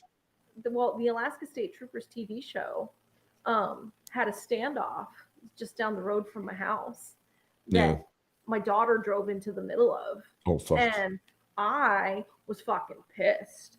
So we live out of town, and there's like 3 ways into our neighborhood. There's 2 ways from the main highway into our neighborhood. Mm-hmm. But one of those, you can go past the first entrance, couple blocks down, and you can like weave your way come back around. Yeah. But if there's no reason to do that. And so now, mind you, the state troopers were making a valid fucking arrest. The house that they had the guy locked down on, he had beaten and raped a woman for 3 days straight, and like shaved her head and branded her and did all sorts of gross ass shit. So yes. Did he die? I don't think he did. But like that was the house that they were coming after. And so they waved my daughter past the first way into the neighborhood. Oh. Assuming she knew the back route. Right. Well, they just waved her past, and then they didn't actually lock it down completely. And so she took the wrong turn, and it put her right in the middle of the standoff, like right at the intersection. Boy. And she drove this bright yellow CJ7 Jeep. And she comes to the stop sign, and there's like the fucking Bearcat. And here, and then on this corner, there's like these troopers in head-to-toe tactical gear with long guns. And she's like, she looks, and she's 16 years old. And she looks, and she looks. And all of a sudden, the one trooper's like waving her through, like, get over here. And so she comes, and he flags her down. He's like, what the fuck are you doing? And she's like, I didn't know. And he dismisses her on, he pushes her on. And she comes home, and I'm like, I was ready to come unglued, because I'm like, look, they should have had a trooper posted at that other freaking intersection to not let somebody drive into the middle of the damn scene. Right. And it's not like, I mean, you're up there in Alaska. It's not like you've got a shit ton of traffic. Yeah. There was have zero. How hard is it to have somebody out there to stop asshole. somebody and ask who they are and Yeah. where are you going? Yeah, no. Find out where they're going, and then and then and he direct had it. like they had to Yeah, like they. I mean, what did they do? They like tear gassed the house. Oh, Jesus and Christ. he had like a dead man switch with some sort of like bomb attached to his body, and they ended up in a shootout, and they took him alive. And I will say this about like Alaska. There's not a huge movement up here for like inappropriate officer involved shootings.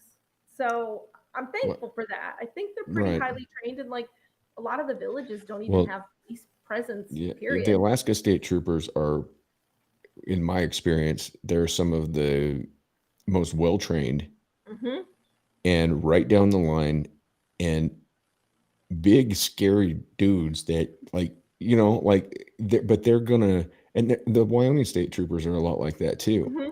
Like if they pull you over, you're going to get a ticket for if you're doing 62 and a 55, they're going to give you the ticket, and they're going to be right down the line. They're going to be respectful. And if they smell anything, if they see anything, then guess what? I mean, they're straight down the line. Like they don't, it seems like to me with any experience I've had with them, they're just, and the same with Alaska, they're right down the line. Like this is the law. This is Alaska. And I think probably Wyoming is they work by themselves a fuck ton of time. Right. Yeah. And so, like I said, a lot of the villages have the VSPO, which is like the Village Safety Protection Officer, something like that. I may not get that acronym correct, but it's basically like they don't have full police powers, but they're sort of like it's tribal police. Deputized. Yeah, they're like tribal police, and half the time, unfortunately, they're policing their relative, because the villages of 500 people, you're related to half the people in town. But most cops I've dealt with, I mean, obviously with my past, but I don't have anything against cops. I don't. I'm respectful to them. I mean, the issues that I have stem from other things than my personal experience, but for the most part, my experience is that, I mean, I have if I get pulled over, I know they've run my plate. I know they know who I am. Sure. I have a way I go about it. I roll my window down. I turn my dome light on. I leave the truck running. I put my right hand on the steering wheel, and when they come to the window, I say, "Look, officer, I know you know who I am. I want you to be comfortable during this stop. Sure. Like, I'm going to reach for my console right now. I'm going to grab my insurance card. Are you okay with that? And it seems like a lot of times the way that things get fucked up is when people are disrespectful. And it sucks. You don't want to be, sometimes you don't want to be respectful, because sometimes it's an inconvenience and it's a bullshit stop, and you want to be an asshole. But the thing is that those are just people trying to do their job. But yeah, you do have the things that, I think you and I are on the same page with what so frustrates you about. Here's the issue I have. And I'm sure we're on the same page. So I feel like we over police a fuck ton of shit, for one. Two, sure. The second part is, are there bad cops? Absolutely. Of course. Do a lot of the cops know who the bad cops are? Yes. But we've got this stupid philosophy of the thin blue line that I'm not going to rat out. Like, I don't understand we're not going to rat out another officer. Well, look what happens to them when they do. Literally what your fucking job is. Look at Chelsea Manning. Yeah, exactly. A reality winter. So your whole career is law abiding, yet within your ranks, you shut up about the pieces of shit. Yeah, you do this. You put the blinders on. You put the blinders on and walk past them. Yeah. The rate of domestic violence with police officers is astronomical. Huge. Yeah. It's through the roof. It's self-preservation because they don't speak up, because what happens if you speak up about an officer, you're ostracized. You get keyed out when you ask for help, and you're completely on your own. Well, and so in that regard, if you have 1,000 officers and one of them's bad and they know it, then you've got 1,001 bad officers, as far as I am concerned. And so that's where. No, I can understand that point of view. I get completely. Irritated with the police. And I've in my experience, what I tell people and what I tell young people is like, listen, if you're going to be out there, I said, first of all, be good or be good at it. And, number two, it's like, 1 in 10 stops or interactions with a police officer, you're going to end up with that one that you're, like, you just better shut your fucking mouth. And, I mean, for me personally, I mean, I've been pulled over in situations where I should have, locked away and thrown away the key, no license, no valid tags, no insurance, Sure. and, packing, God knows what, and driven away. Yeah. Just from being respectful. I had one time, I had a guy in my passenger seat that was starting to smart off the cop, and I reached over and backhanded him right across the fucking mouth. Yeah. And the cop, because I did that, told him to shut the fuck up. The cop, he was like, okay, and let me go on my way, Yeah. But at And the I mean, same there was time, no way. But I mean, had I been a black man though in that situation, here's the thing, and that's where the disparity comes in. Because I Yep. mean, and like my good this friend, is Abram Arbery or whatever in Georgia. right? Yeah. No, I don't Mahmoud feel Arbery, I'm yeah, saying the man's name correctly, but yeah, good on the judge today. Mahmoud Good on the Arbery. judge today who said, I'll take your guilty plea, but you're not serving time in federal prison. You're going to do time in Georgia State Prison. Yeah, and that was a situation where I've brought that up because I feel like that was a situation that BLM should have brought attention to, because that was a situation in which justice was fucking served. Eventually, and even though that nobody can bring that young man's life back and nobody Yeah. can bring him back to his family, and it was a fucked up racist piece of but shit. here's the thing: I'm like the not prosecutor initially worked with those white men. sure, of course he hide did, it, and the she's cops did facing too. charges. The cops showed up He's on facing site. The charges cops, now. the cops showed up, and Ahmoud was Arbery was still alive when Yeah. the cops showed up, and The defense they didn't attorney do saying they his didn't do dirty, anything. long toenails. They didn't do anything to try and save his life. Yeah. He was still alive when they showed up, and all the disgusting. young man was doing was going for a run, and he Running. was Yeah, and he was looking at a construction site. Yep. That was it. And these three assholes decide. I mean, and that's an example of. And that's just like when my house was built 14 years ago. I wandered through every fucking house in this block. Sure, and I've done the same thing. It didn't occur to me that was a bad thing. I mean, I've got an AutoCAD degree. I'm a builder. I've been a carpenter since I was a young man. I mean, I do the same thing. I mean, I'll go on construction sites, and I like walking through and seeing what's going on and seeing, but nobody's going to shoot me for it. Yep. And I'm a long-haired white boy with tattoos all over me. I mean, they're still just going to be. My son's only 11, almost 12, and I've straight up told him, look, if you haven't called the police to help you and you're having an interaction with the police, shut your damn mouth. That's what I've told my son too. Your damn I said, you don't. I told my son, I said, here's the thing. I said, there's 3 things you can tell the police. I said, you can tell them your name, your date of birth, and your address. And I said, the next thing you tell them is my phone number. And I said, you might go for a ride. I said, but that's the only thing you say. That's it. And that's what I'm. And my kids. Because there's no good. There's no good that ever comes out of talking to the police. Nope. Period. And I was Nothing. like, look, I'm like, the police are not your friends. They're just. They're not. They might act like it. If you call them, yes. And do police officers do heroic ass shit every day? Absolutely. I am not going to negate the sacrifices that police officers make. I'm dating a first responder, firefighter, but like the police, they fuck some shit up. And even by denying something, you can put yourself in a mess. Yep.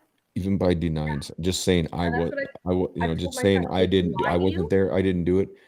I mean, in the last officer that I had an interaction with here in Cody, it was an officer that everybody had told me like, oh, you got to watch out for this guy. You don't want. And I told I told my friend, I said, I'm not concerned, right? Like I have, being through what I've been through, I really don't have an air of being intimidated or anything with an officer, right? I know how to deal with them. And this gentleman, he came up and he was a little bit fidgety at first. And I understood that because he'd been following me and he ran my plate. Yeah. So he saw my rap sheet and he came up and I said, sir, and I said, you're kind of uncomfortable right now. I said, I want you to be comfortable. I mean, he was kind of, and I said, listen, I said, I know you know who I am, and Yeah, I And mean, and, that's and it de-escalated self-preservation on your part. it de-escalated the whole thing though. And that was the things that everybody was telling me, like, oh, if you ever get he's gonna date, you know. And I mean, by the time the whole thing was over, it was a misunderstanding. It Mhm. was 5 days after my tags were supposed to be put on my truck. I had the tags in the glove compartment. I'd Lost track left the of time. courthouse. Well, I left the courthouse, and typically when I walk out of the courthouse, I put them on my trailer, trucks, whatever. I Mhm. ran into another contractor I hadn't seen. We started yucking it up. Mhm. I get in the truck, I throw them in the console. I forget about it, Sure. you know, and we settled it, you know. I mean, so I mean, even though, you know, it's like people, you just have to know it's just a respect deal. But then there is the time where you run into somebody that no matter how much I mean, I've been there where I've been respectful to a guy, and I just all of a sudden I realized this is the guy, and then I go on tilt. Then I become, you know, it's like I'm gonna put on the asshole suit now. You know, I mean, it's Zoop. like I already know I'm gonna get jammed up, so it's like this guy's gonna have a fun time with me, you know. Mhm. But the thing is that as a white dude, I can get away with being that asshole. Whereas if I was in the right situation or the wrong Wrong situation, I should say, situation. Sure. as a person of color, then I'm putting myself in jeopardy. You know, like my boy Joshua. I mean, he got career criminal on his first charge federally, and the reason they did it is because he had 3 outstanding fucking parking tickets. Yeah. Exactly. You know, Exactly. and Like, had I been in his situation, had I been thrown up on his charges, mhm. I'd have got 5 years. He got Yeah. 18. He got 18. Did Yeah. 10, and Obama commuted his sentence, and he got out, which was one of the fucking happiest days of my life when Sure. he called me and said, I'm getting out. I was like fucking stoked, Yeah. you know? And I mean, There's for me, like the Innocence Project, this is where I'm like, do certain crimes necessitate or deserve massive prison sentences? Absolutely. do you know how many Do dudes, most of them? No. Do we you know how many have, like, guys when I you look was, at the Innocence Project, you know, it's pretty profound when the Innocence Project has released, you know, or helped get 150-ish convictions overturned. 97% are low income African American people who are right? convicted with all white juries. Shocker. Yep. The And thing is, though, we were talking about Arbery earlier, and mhm, this is something that I've brought up. That jury was there was only one black person on that jury. The rest were white, and they convicted those dudes. yeah, And I pointed that's out, I the said, this exception is an though. example of That's an exception. I don't know that yeah, it probably is, but I wanted to point that out when I was doing my homework on the case because it was right after the Rittenhouse verdict, Mhm. and I think they Yeah, did the it right was. thing on that one too. It was pretty close. I think both verdicts were correct. But And I here's the pointed thing out, with and then the I was like, Arbery. why isn't Black Lives Matter? And I'm pro BLM. Mhm. And I'm not going to ever say all lives matter because in my mind, all lives don't matter until Black Lives matter. Right. Okay. And You could all say lives all didn't lives matter, but all lives do not matter. matter until Black Lives matter. Yeah. So there's a And they didn't contingency there start in my saying mind. all lives matter until Black Lives Matter. That's exactly what I And always then, say. I say the oh, same all lives thing. matter. There, it's No, no. no. Yeah. And I've Which, put that out there since day one yeah. with that. I've always said Yep. all lives do matter, but they don't matter until Black Lives Matter. And that's my Yep. standpoint, and it always will be. Because until unarmed black people stop getting shot by police, Needlessly. Mm-hmm. then all lives don't matter. Because Mm-hmm. all lives don't matter. And then I've tried to make that argument with white people, and they don't seem to understand it. But I mean, I would never say all lives matter. I mean, it's they do, but Yeah. but But exactly. Black We're lives have not to matter. talking about Native all lives have to lives. matter. Excuse me. Yeah. No. Hispanic But lives have to we weren't matter. saying all lives until suddenly we tried to say Black Until Lives you Matter. And then it's like, oh, until you show me in society that all lives matter, then yeah. and I mean we have such a huge thing with I mean you have you've got black on black crime. Why is that not in the forefront? Why is that not put out there? It's just a thing. It's just a thing. Look at Chicago. Look at I mean, I mean, how many black people are murdered in crimes of violence? and nothing's said. It's like Patrice O'Neill. Patrice O'Neill did a stand-up sketch where he was talking about like what would happen if and this was in reference to Natalie Holloway, right? Everybody knows her, right? Oh, pretty white girl, pretty blonde white Right. girl. And he said, "Oh, there was this." He said, "Yeah." So he said, find "Oh, there's her. this Peruvian girl that was murdered and or she came up missing the other day. Well, what was her name?" And he's doing this in a stand-up routine, right? And I don't know if you're familiar with Patrice. I've heard the name, but rest in peace, Patrice. I mean, he was amazing, and it's too bad that he passed away at such a young age because he was fucking phenomenal. But he said that, and then he said, "Oh yeah, what about the white girl in Aruba?" And there was a black woman in the front row, and she yelled out, Natalie Holloway. And he goes, "See?" And Natalie Holloway, he goes, "Sister, probably what, 15 years ago?" Yeah. And we both know her name. Right. But yet we wouldn't know the name of a black woman that had been raped and murdered or taken away. And like literally the only black woman that I can think of right now that has been murdered is Breonna Taylor, and that was because she was murdered by the cops. Right, exactly. I cannot think of a black woman, and yeah, it's crazy. It's yeah. I forgot what I was going to say, but yeah. She was in a bad situation, but had she been a white woman, she would still be alive. Well, like there's a special. I'll have to find it. She'd still be alive if she was white. Well, there's a special on Netflix. They were at the wrong fucking house. Like the police just fucked up. Like start to finish. She should never have been. Her boyfriend or whoever, like, didn't sell the drugs that they alleged that she was connected. Right. She wasn't part of like this underworld that they claimed she was. Right. Well, and that's the thing is once it escalates, then they exacerbate it and they fucking that's right. Everything gets like it gets skewed and the media skews it and it's bullshit. I mean, it's fucked up, I mean, like I said, that's why I am certainly a supporter of. Now, I'm not like behind people that are looting, rioting, burning things. I don't think that that's the answer. I think the answer is communication. The answer is conversation. The answer is having these uncomfortable conversations with one another that perhaps we don't want to have. But I certainly do support the concept, the idea of the Black Lives Matter. Yes, I am 100%. My best friend is a black man. Yeah, but we define looting and rioting and burning differently when it's white people. We certainly, but then you have a situation like Kenosha. But then you have a situation like Kenosha where you have all white people out there hijacking a BLM protest, and that happens. Yeah, and I think that happened with a lot of. I think that happened. College kids go batshit crazy and like burn cars and flip cars, and it's they're just super disappointed. But then we have a fucking natural ass disaster, and we've got people who are on the cusp of dehydration and starvation, and they've got a goddamn loaf of bread, and it's looting. Yeah, exactly. It is a double standard, but I saw that happen. I think a lot with what happened after George Floyd's murder.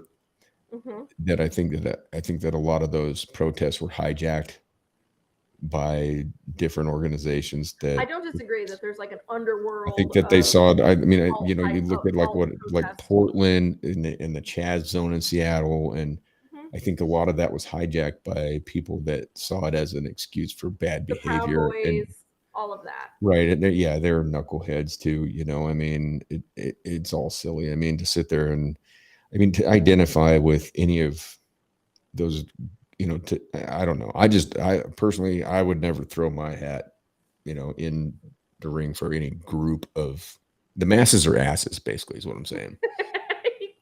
I had a political science professor in college. I used to say that, and it's always stuck with me. When you get a group of people together that, want to believe the hyperbole and the propaganda, and people have a tendency to get wound up, especially in groups, and act just, in a ridiculous fashion. People in a group that are, they get wound up. I mean, like January 6th, right? I mean, you know, you watch the footage of that. I want to know why the fuck Ray Epps isn't, you know, where's he? He's down in Arizona running his fucking marriage ranch. And he was the one out there telling all those people that they should bum rush the Capitol. But yet he didn't go in. And the first time he said that, they were all yelling, Fed, Fed, Fed, Fed. He's ex-military. How come Buffalo Man is doing 4 years? And that guy, I mean, the Buffalo Shaman got 4 years. Ray Epps, he's down there riding around on a golf cart in Arizona doing his weekend. Baked Alaska. There's some dude named Baked Alaska that is about to do some shit. I love Baked Alaska. Some person I knew went to high school with him, and like my grandma used to make that. And there's a Baked Alaska is good. It's like if you're from Minnesota, it's like hot dish. the Alaska casserole. So there is one of our Alaska state legislators, Eastman. What's his first name? I think it's Dave Eastman. Yeah. He's like, the Alaska House is moving to expel him because he's a lifelong member of the Oath Keepers.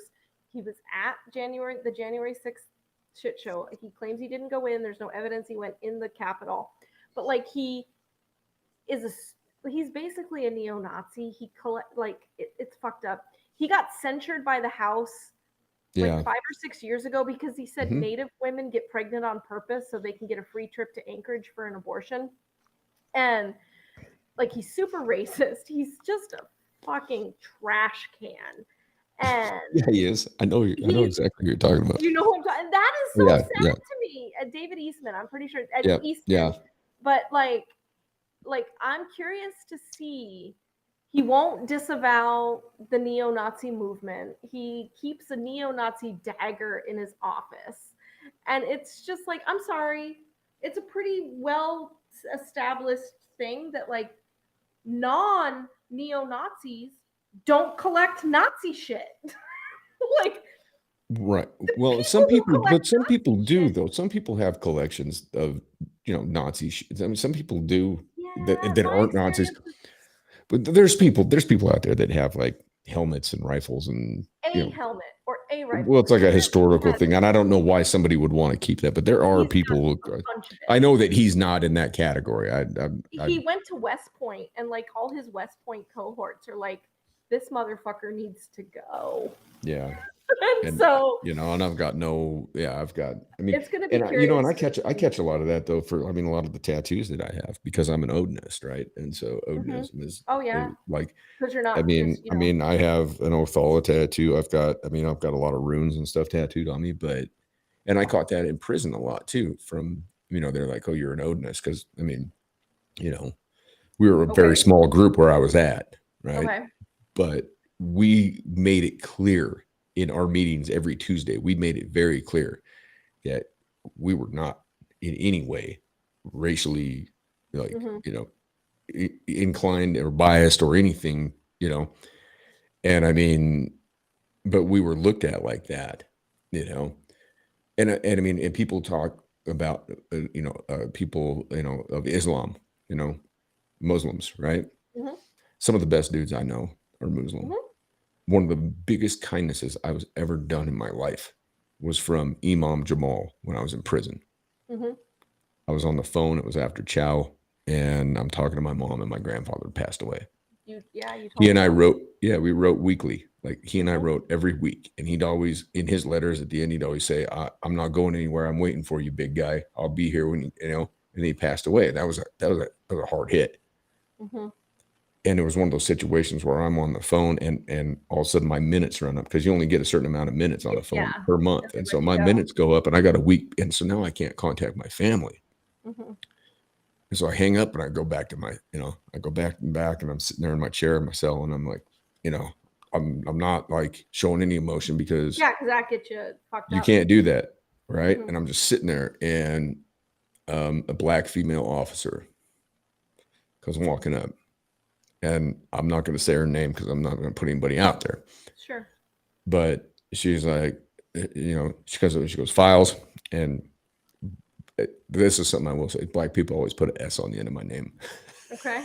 I'm always files. So Hey, you I'm know. like, yes, ma'am. And she's like, I'd like you to come with me. And I'm thinking about Cool Hand Luke, where like Cool Hand Luke in that movie finds out that his mother passed away. And so they throw him in the box. I'm thinking, fuck, they're going to throw me in the fucking shoe. And I'm like, yes, ma'am. Just, respectful. And I follow her out and we walk across to the chapel and she opens the door with the key and she goes, the imam would like to see you. I'm like, I'm thinking we're going to I'm like, okay. So I go in and he steps out of his office and he goes, he's like, Mr. File. And I said, I called him by his name respectfully. He knew I was an Odinist, and he ran the chapel, and he said, go on in. You can sit down at my desk. I'm just going to be out here. He goes, I know you need to call your people. He goes, here's what you dial to get off the prison yard. And he goes, anytime you need to come in. So he allowed me to go in and sit down and through his phone, dial off the prison yard and call my family. He had no reason to do that. Right. Like I'm just some white dude. Right. I'm like a white dude. I'm an Odinist. Right. I mean, I'm looked at as a racist. Right. And this man afforded me that kindness.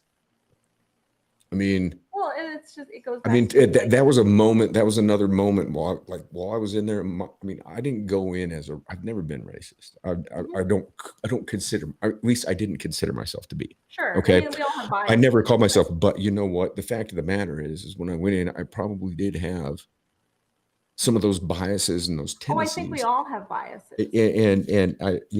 And I carried forth these stereotypes. I think that even though I didn't necessarily believe them, there were things that had been ingrained. Yeah, for sure. And I think that that's what happens to kids is that like you get, they get inundated with these thoughts from other people that even though they're not necessarily their own thoughts. I mean, I know for a fact, I mean, I've always had friends from every different walk of life, but that moment was one that, I mean, and he and I had a connection after that, and it changed my perception on the way I looked at people that were of the Nation of Islam.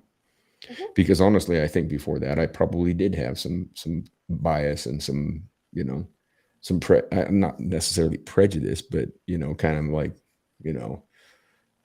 but after that, and now anytime anybody speaks ill of somebody that's Muslim, I mean, I have no tolerance. I'm not even going to hear it because that man did one of the nicest things that anybody could have done for me in that moment. Well, and that's like, and that like made me realize that whatever I may have had in my mind about this, that, or the other fucking thing regarding, the Nation of Islam, I was like, it was done at that moment.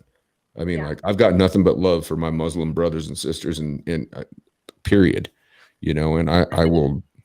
The thing of it for me is like, you're the phrase that's mighty Christian of you, like, where people that's who are ridiculous. Christian, in my experience of late, the folks who claim to be super Christian don't do anything, like they don't do any of the Jesus stuff that I learned as a kid coming up through the Lutheran church. They wear the bracelet. It's like Republican Jesus, and it's like he's not a nice man. But like Nazareth Jesus, he's cool as shit. And what about Black Jesus? Yeah, Black Jesus, who was probably actually Nazareth. We call him Bleezus.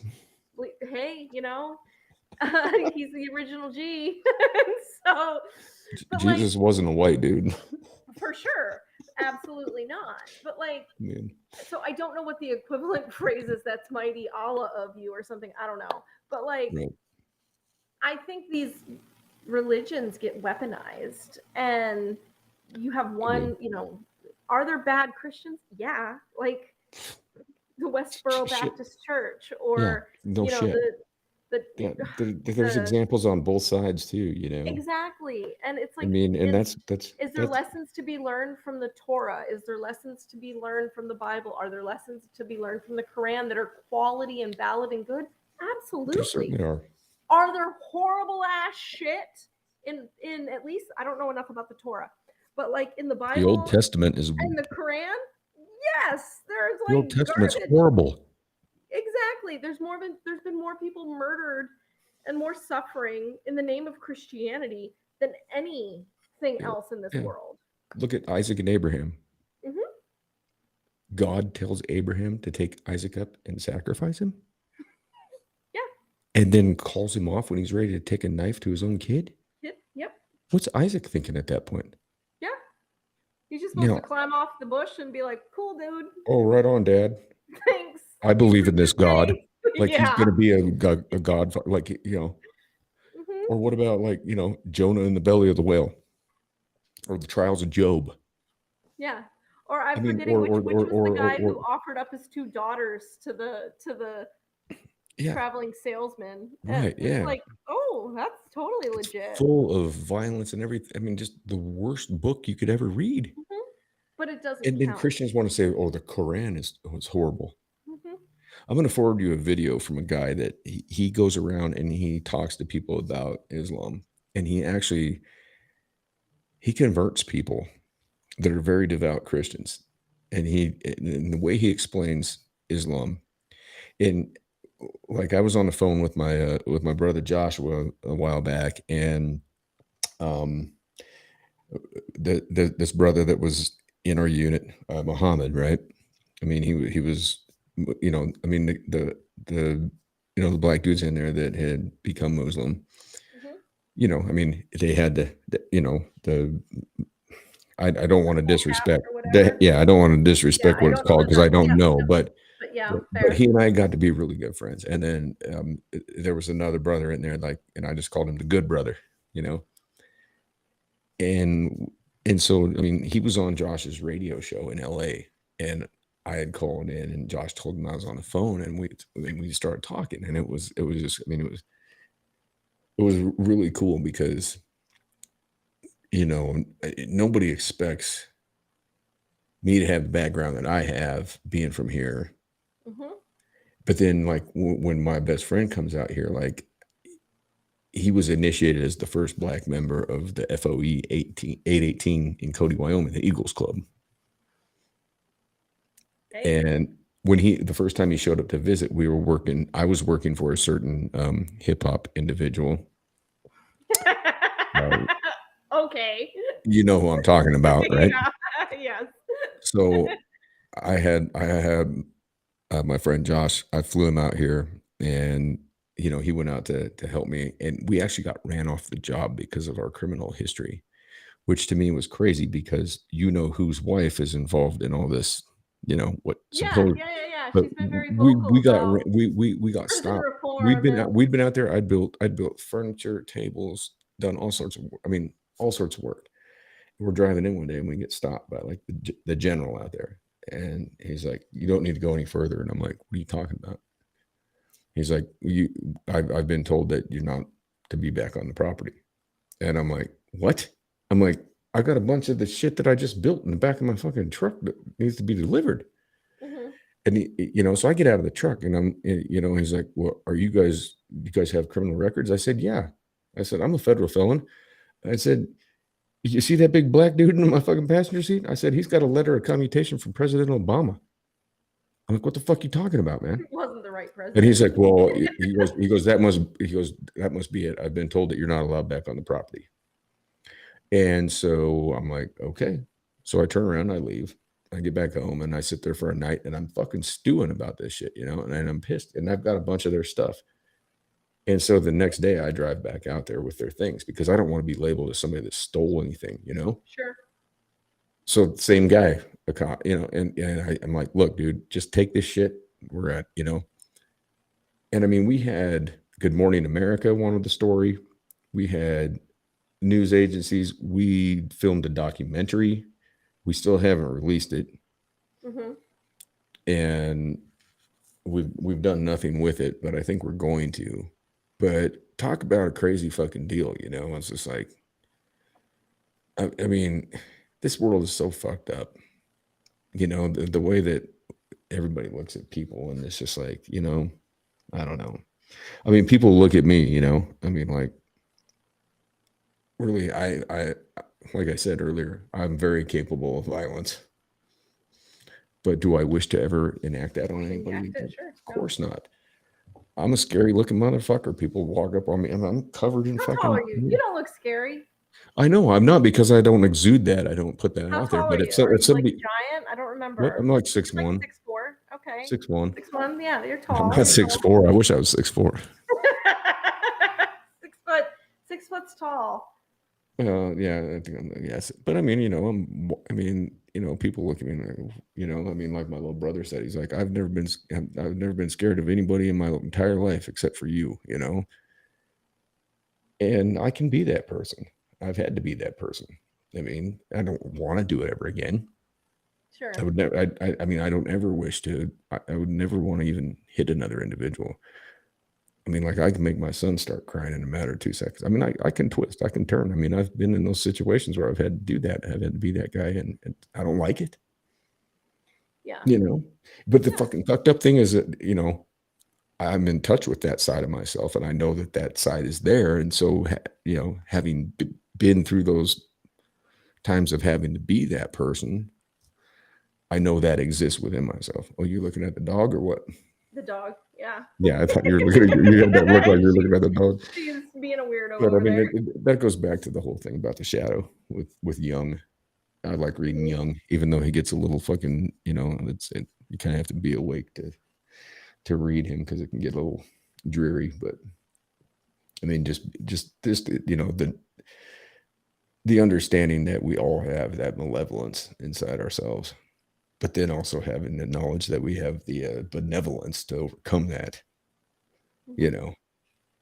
That's the big thing, and that's kind of what I've tried to teach my son that as well. It's like, you have the capacity to do awful things, but you also have, the capacity to do great, kind things.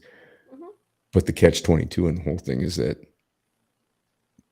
you have to, occasionally you have to do those other things. Yeah. And you have to and my choose when philosophy and where you do engage in those behaviors. My thinking is, like, leave the world a better place. And for Right. some of us, leaving the world a better place will be much grander than others. But, like, maybe my version of leaving the world a better place is I instill kindness and generosity and compassion in my two children, and they may do grand things, whereas other folks leave the world a better place, fund food banks and relief organizations, and they feed 1 million people. Like, that's not my path, but um, that for me, I will have lived a life well lived, or a death well done, if when my time is up, like, the balance is that I've done slightly, at minimum, slightly better than good than bad. And Sure. I feel like I'm on the right path, and I feel like you're on the right path, and I feel like most people are on the right path. That when, an individual's time is up, That's it. that Also, on that note, what you're saying about,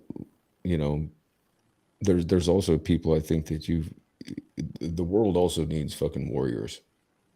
sure. The world needs those that will stand up against tyranny, those that are willing to go to battle, because you have to have that, because there don't is evil out there. And so, while I mean, my son at a young age, he was having problems at school with bullies and shit like that. And I said, listen, I said, if you want to know how to handle it, I said, I'll show you how to handle it, because I hate a bully. I hate a bully. I've told my Every son, fight that I've been in, silence is consent.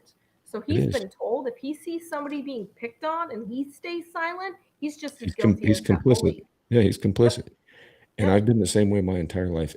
Almost every fight that I've been in has been on the behalf of somebody else. Mhm. You know how many dudes that I've beat the piss out of that have been trying to rape a female? I can guess. A lot. Unfortunately. A lot. Mhm. Most of the time, that's what it is. Or somebody picking on somebody who's smaller in stature, somebody beating on a woman. I will not sit there. Like, I watched a story about a female being raped on a subway in New York City, and everybody was sitting there watching and filming it, and Mhm. no one did it. I don't care how big that son of a bitch is. I will tell you on my fucking skin right here, that ain't happening on my fucking watch. I Yeah. don't give a shit if that dude gets up and he's 6'7" and fucking beats my ass. I don't care. I'll take that ass whooping to keep that from happening to that female. You know what I'm I heard saying? a woman nearly And beaten for to death. people to sit there, people are so fucking scared. They're so scared to stand up, you know. And I mean, it's hard to decide where's your line. What are you going to stand up for? What will you accept and what won't you accept? You know. And I mean, that's the one thing I will not accept. I do not accept somebody who is more powerful physically exerting that power over somebody who's physically less powerful than them. I won't accept it. I won't sit there and watch it go on. I won't let it happen in my watch. And if it does happen and I step up and I get my ass whooped, then so be it. I've had my ass whooped. I don't care. But I will not just be a sideline bystander watching something like that happen. And I've tried to instill that in my son too. It's that, and he told me, he goes, I want to be a pacifist. I said, that's fine. I said, you can be, but he's learned.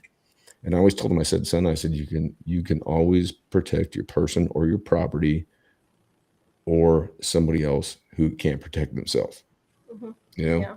And I said, I don't care. You'll never get in trouble with me over that. You know, I'll always have your back. And I mean, you know, you don't want to be put in those situations. I hate being in those situations. I don't like it. But you know what? The person that's on the receiving end of it, they're pretty happy when I show up. Yeah. Well, I mean, You know, and I mean, 25 years ago, my daughter and I, my ex-husband was at work. It was like 6:00 in the morning. I was still asleep. And I lived in a townhouse in Cody on 29th Street. Yep. Or actually East Sheridan, just past 29th Street in those townhouses. Yeah. And the neighbor began to beat his girlfriend, like horrifically. And I thought for a split second, I remember sitting up in bed and I thought they were in my house. And I was 19. Yeah. About 19. And I remember him saying, like, he was screaming at her, you better apologize. 1, 2, 3. And she wouldn't apologize and he'd beat her. And he would do it again. Like, you better apologize. 1, 2, 3. And I mean, I called 911 and I remember hearing her and I was on the phone with 911 and I was like, you better get here. He's killing her. He is absolutely beating this woman. And then he threw her down the stairs. And I mean, this is over 25 years ago and I can still hear it. I can still hear it. And he, you know, the police showed up. She was in the hospital for like 6 weeks. He broke her jaw. Jesus Christ. She lost her spleen. I'm trying to think who that is. I'm sure I know who it was. He broke her ribs. He punctured her lungs.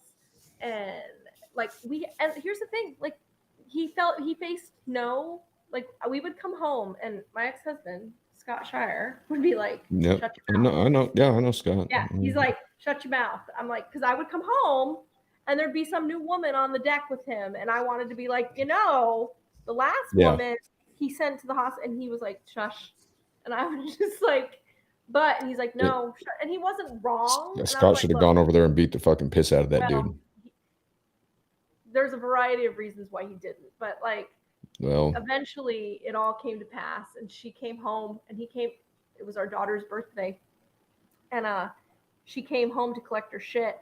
And she was like, is your wife the one who called the police? And he said, yeah. And she's like, well, she saved my life. And that's when she outlined her range of injuries. And he came in and told me. And, you know, it's like, I will always get involved.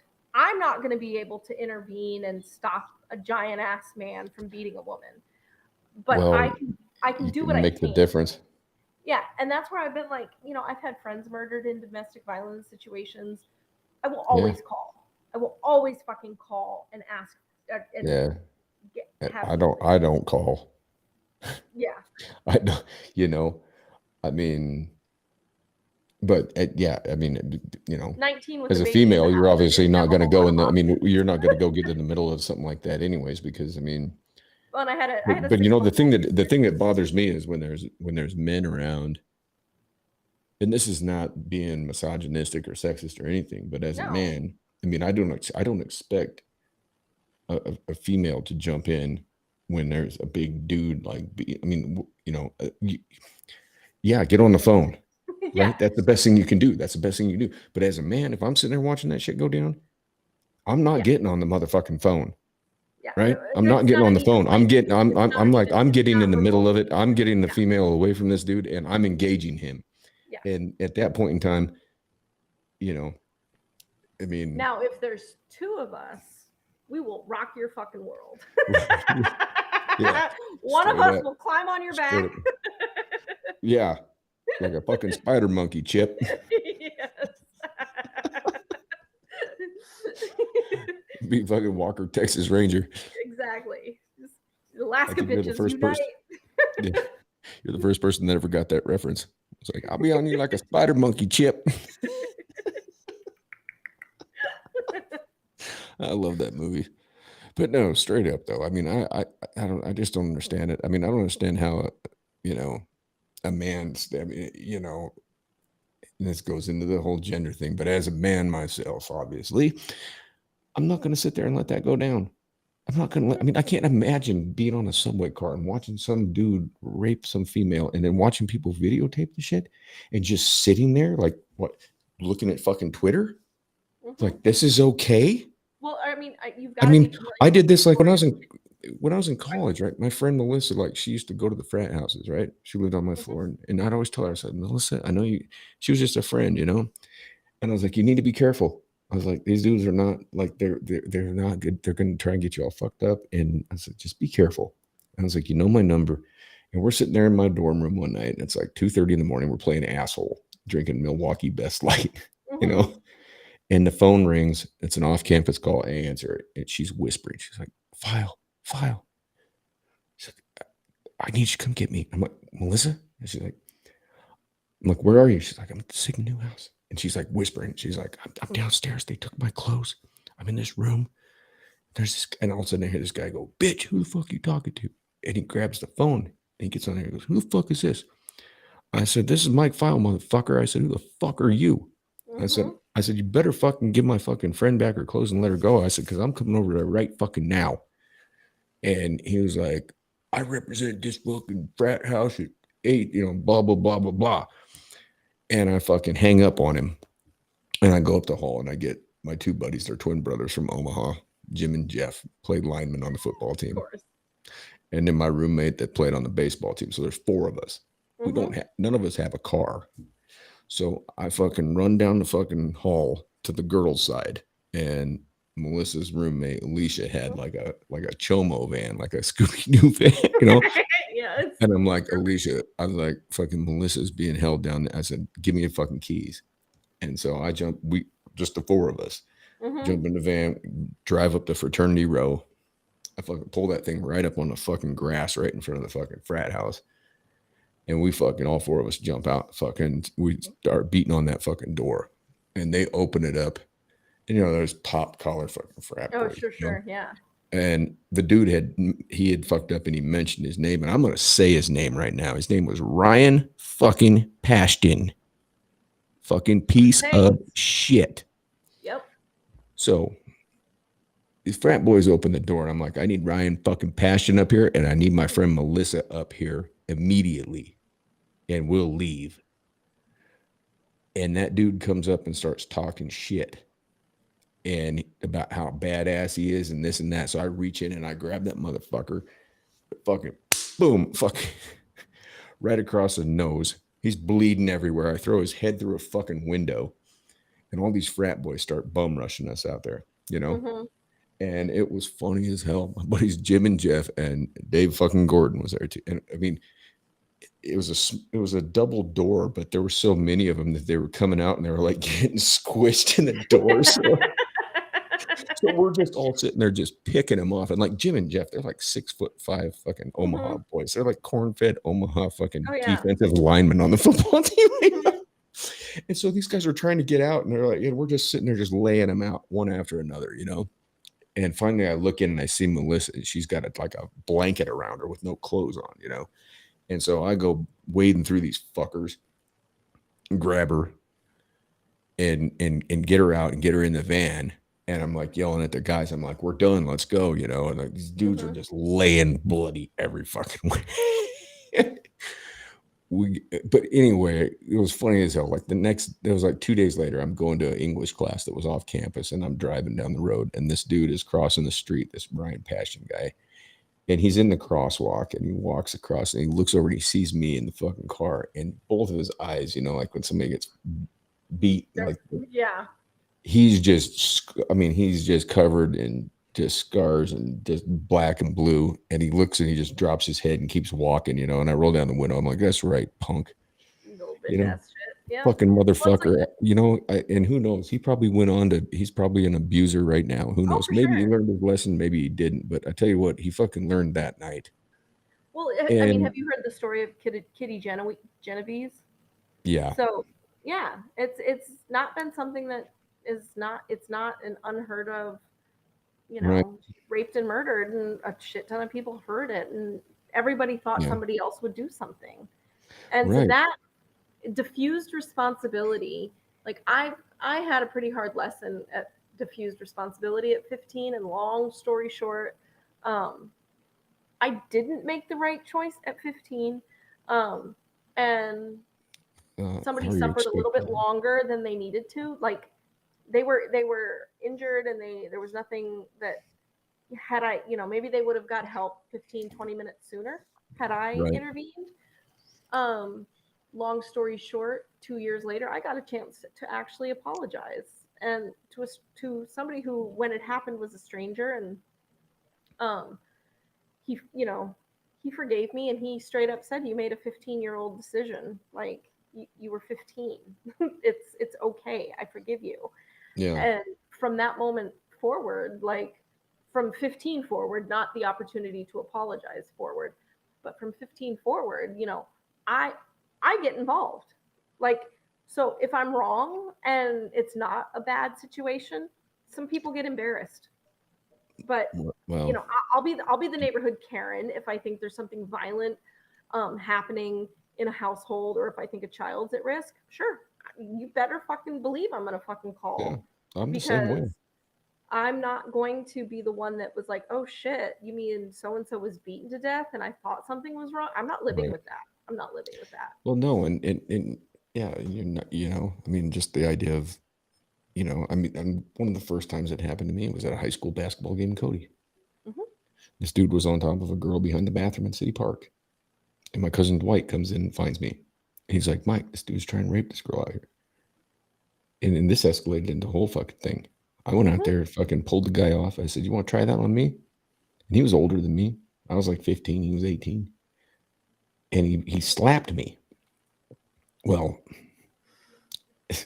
I had fucking got a, pretty malicious grin on my face at that point.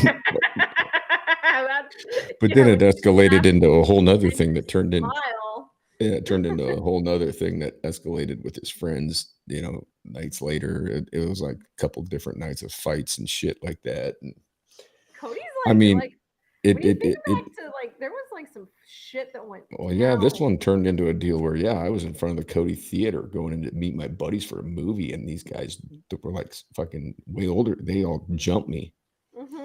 And like, I'm fighting a good fight, right? But I got these dudes all over me, and I'm getting fucking, I mean, I'm trying to cover my head and shit at this, they're socking me up and shit. And fucking all of a sudden, I just feel like the weight of the world is lifted off me, right? And I look up, and there's my fucking dad. He was driving down Main Street. He's just fucking throwing these fucking dudes off like they fucking all jumped me.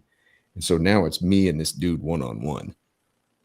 And these other dudes are trying, and my dad's standing there, and he's got that old man strength, like kind of like I would be. Strength. But I mean, I didn't know what needed to happen. Like, I'm like basically at the point where I realize I'm going to get my ass kicked, and I'm trying to just like cover up, and and then all of a sudden it's just like, woof, woof. And I look up, and there's the old man, and he sits on the hood of his car, and he's like, "You two," me and the other guy. And so we go to task, and and he leaves crying, and I walk over to the old man. I'm like, "I suppose I got to go home now, huh?" And he goes, "No." He goes, "Don't tell your mom anything about this." He goes, All we'll right. just keep this quiet. He goes, go on inside, watch a movie with your friends. He goes, I'll come down and pick you up a couple hours or whatever, you know? And that was like one of the coolest things. And like we got home and like, you know, we go in the garage and, you know, he's like, stop for, you know, he had one of those father-son chats. He's Sure, like, sure, sure, you sure. know, he's like, you did the right thing. He's like, I know what happened with the girl and why this all escalated. I've heard about it all. And I'm like, how, you know, I'm like looking at him like, how you know about this, old man? And he's like, just Now, don't if say you're a nothing. parent, you hear all sorts of He goes, shit. just don't say nothing to your mom. Act like everything's cool. It's fine. He goes, you did the right thing. Is that me or you? God damn it. Stupid fucking. Oh, I was hearing this stupid the notifications going off. Did you Oh, hear sure. that? Yeah. Bing. I've even got my phone turned off. Who knows? I've got so many stupid devices. It's probably coming through my DJ controller over there. I don't know why I bought that. I'm not a DJ, but you know, I might be. Maybe Yeah, someday. you know. I've tried. I'm just waiting for Josh to come out and show me how to use the motherfucker. Josh, K-Poop, get your ass out here and fucking show me how to use this fucking thing. Last time he showed up, man, he was rocking that shit. Like, I was like, God damn. It was pretty cool. But I've got instruments and shit all over the place in here. Like djembe, cajon, we got acoustic guitars, saxophones. I need a bass guitar. Do you got a bass guitar for sale? don't know if I have a bass guitar. I have a guitar of some sort under my bed. Yeah. What's it doing was under my there? uncle's. It was my uncle's. It's Why don't you learn how to play that shit? It's some sort of electric guitar. My mom said it's pretty rare, and my uncle was in a What are you band. sitting on? Don't tell me you're probably I sitting don't on some know. kind of a Les Paul fucking I might be. $30,000 I really don't guitar. know. I really don't know. You need to take a picture of that and send it to me because I want to see it. You know what? I'll have to dig it out. My uncle passed I wanna see away it. like 10 or 15 years ago, 10 years ago probably, and it was worth like $6,000 at the time. Oh my God, you're probably sitting on a fucking Les Paul. And he was in a band called Fried Worm on a Hot Rock, and in It's Florida. probably a goddamn Gibson or a Les Paul. I don't know. You know what? I'll try to dig it out and You look. should. You should take a picture. I know nothing about it. It has been under my bed. I shit you not, for 14 years at this point. Now that I think about it, it was right before I had this house built, so it's been under my bed for 14 years. And my mom lost her shit when I said, "Yeah, they delivered it and just left it on the porch." You don't even know what you're sitting on. I don't. I wouldn't even know. So I will actually maybe dig it out. It could be like, I mean, you could have like a fucking like a 68 or a 69 fucking like a Les Paul. Like I mean, the Gibson. problem is though, like I don't want to know, because why the sentimental value is more than but like the that's monetary even but value. well then learn how to play it. I could. That'd be the biggest thing. Learn how to play it. He was my godfather. My uncle was. That would be the biggest like shout out service to your uncle that you could do was to learn how to play it. I feel like it was some sort of Asian name. I don't feel like it was like a Les Paul or a Gibson. Like Takawana or something. Takamine? Maybe. Oh God, those are worth the shit. If it's a Takamine, that's a fucking badass guitar too. It might be. I mean, Takaminis are fucking. I know nothing about guitars, and so I felt like it was. You need to take a picture and send it to me. I'd like to see it. There was two guitars. I'm not trying to like. No. I would love to know more about it. I just would like to see it so you know what you have. You probably sit on a guitars. really My mom nice. One. Is it acoustic or electric? It's electric. She kept one, and she sent me one because he was my godfather, and so she may have kept the Taka whatever and sent me the other one. But yeah. You don't even know what it is, though. I don't have any clue. You need to look at it and send me a picture of it. I want to see it. I want to see what it is. I mean, I love guitars. I'll have to dig it out and take a picture. I spent 25 years trying to get the guitar that I wanted forever, and I finally got it. You know, and it's like today I just sat there all day. I mean, the time it was like 10 o'clock this morning. I started playing, and I was thinking it was like maybe I think it was like 1:30, and then I look at my fucking clock, and it was like 5:15. I'm like. I wrote press releases all day.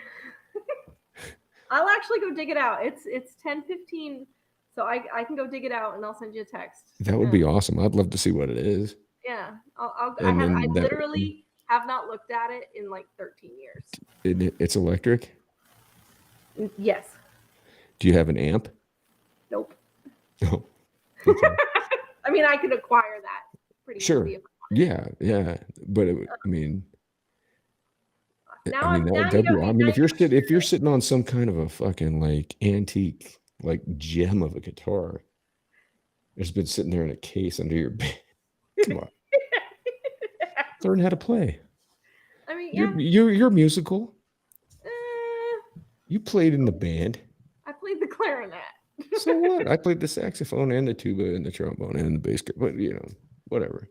We'll see. I quit. I'll I quit music because it was not a manly thing to do. So sure. And they wouldn't just let me be in jazz band. And Exactly. after I got that fucking ball thrown in the bell of my tuba at a football game, I was like, I'm done. Right. Well, you're talking to the dog again. Yeah, these two are. Look at these two crazy shitheads. Where are they? They're looking at you like they're like, hey mom. They're like, come on, mom. Yeah. Come on, hey mom. I do. Yeah, they are. That's exactly. I'm gonna let them out. I'm gonna dig out that guitar. Yeah, I want to see the guitar. All right, I'll send you a picture. Just because I will dig it out tonight. I will dig it out tonight. Okay. It should only take me like 20 minutes or so. So I'll send you 20 minutes. 20 minutes to get it. I gotta let them out. You got the shitheads to deal with. Yeah. All right. Well, All right. here we go again. Now 4 hours. We're 4 hours now. What the fuck is up with this? Jesus fucking Christ, Summer. My God. We didn't even talk to each other this long the whole time we were in high school together. You're probably correct. I mean, we've like exponentially. Yeah. I mean, I love it. It's perfect.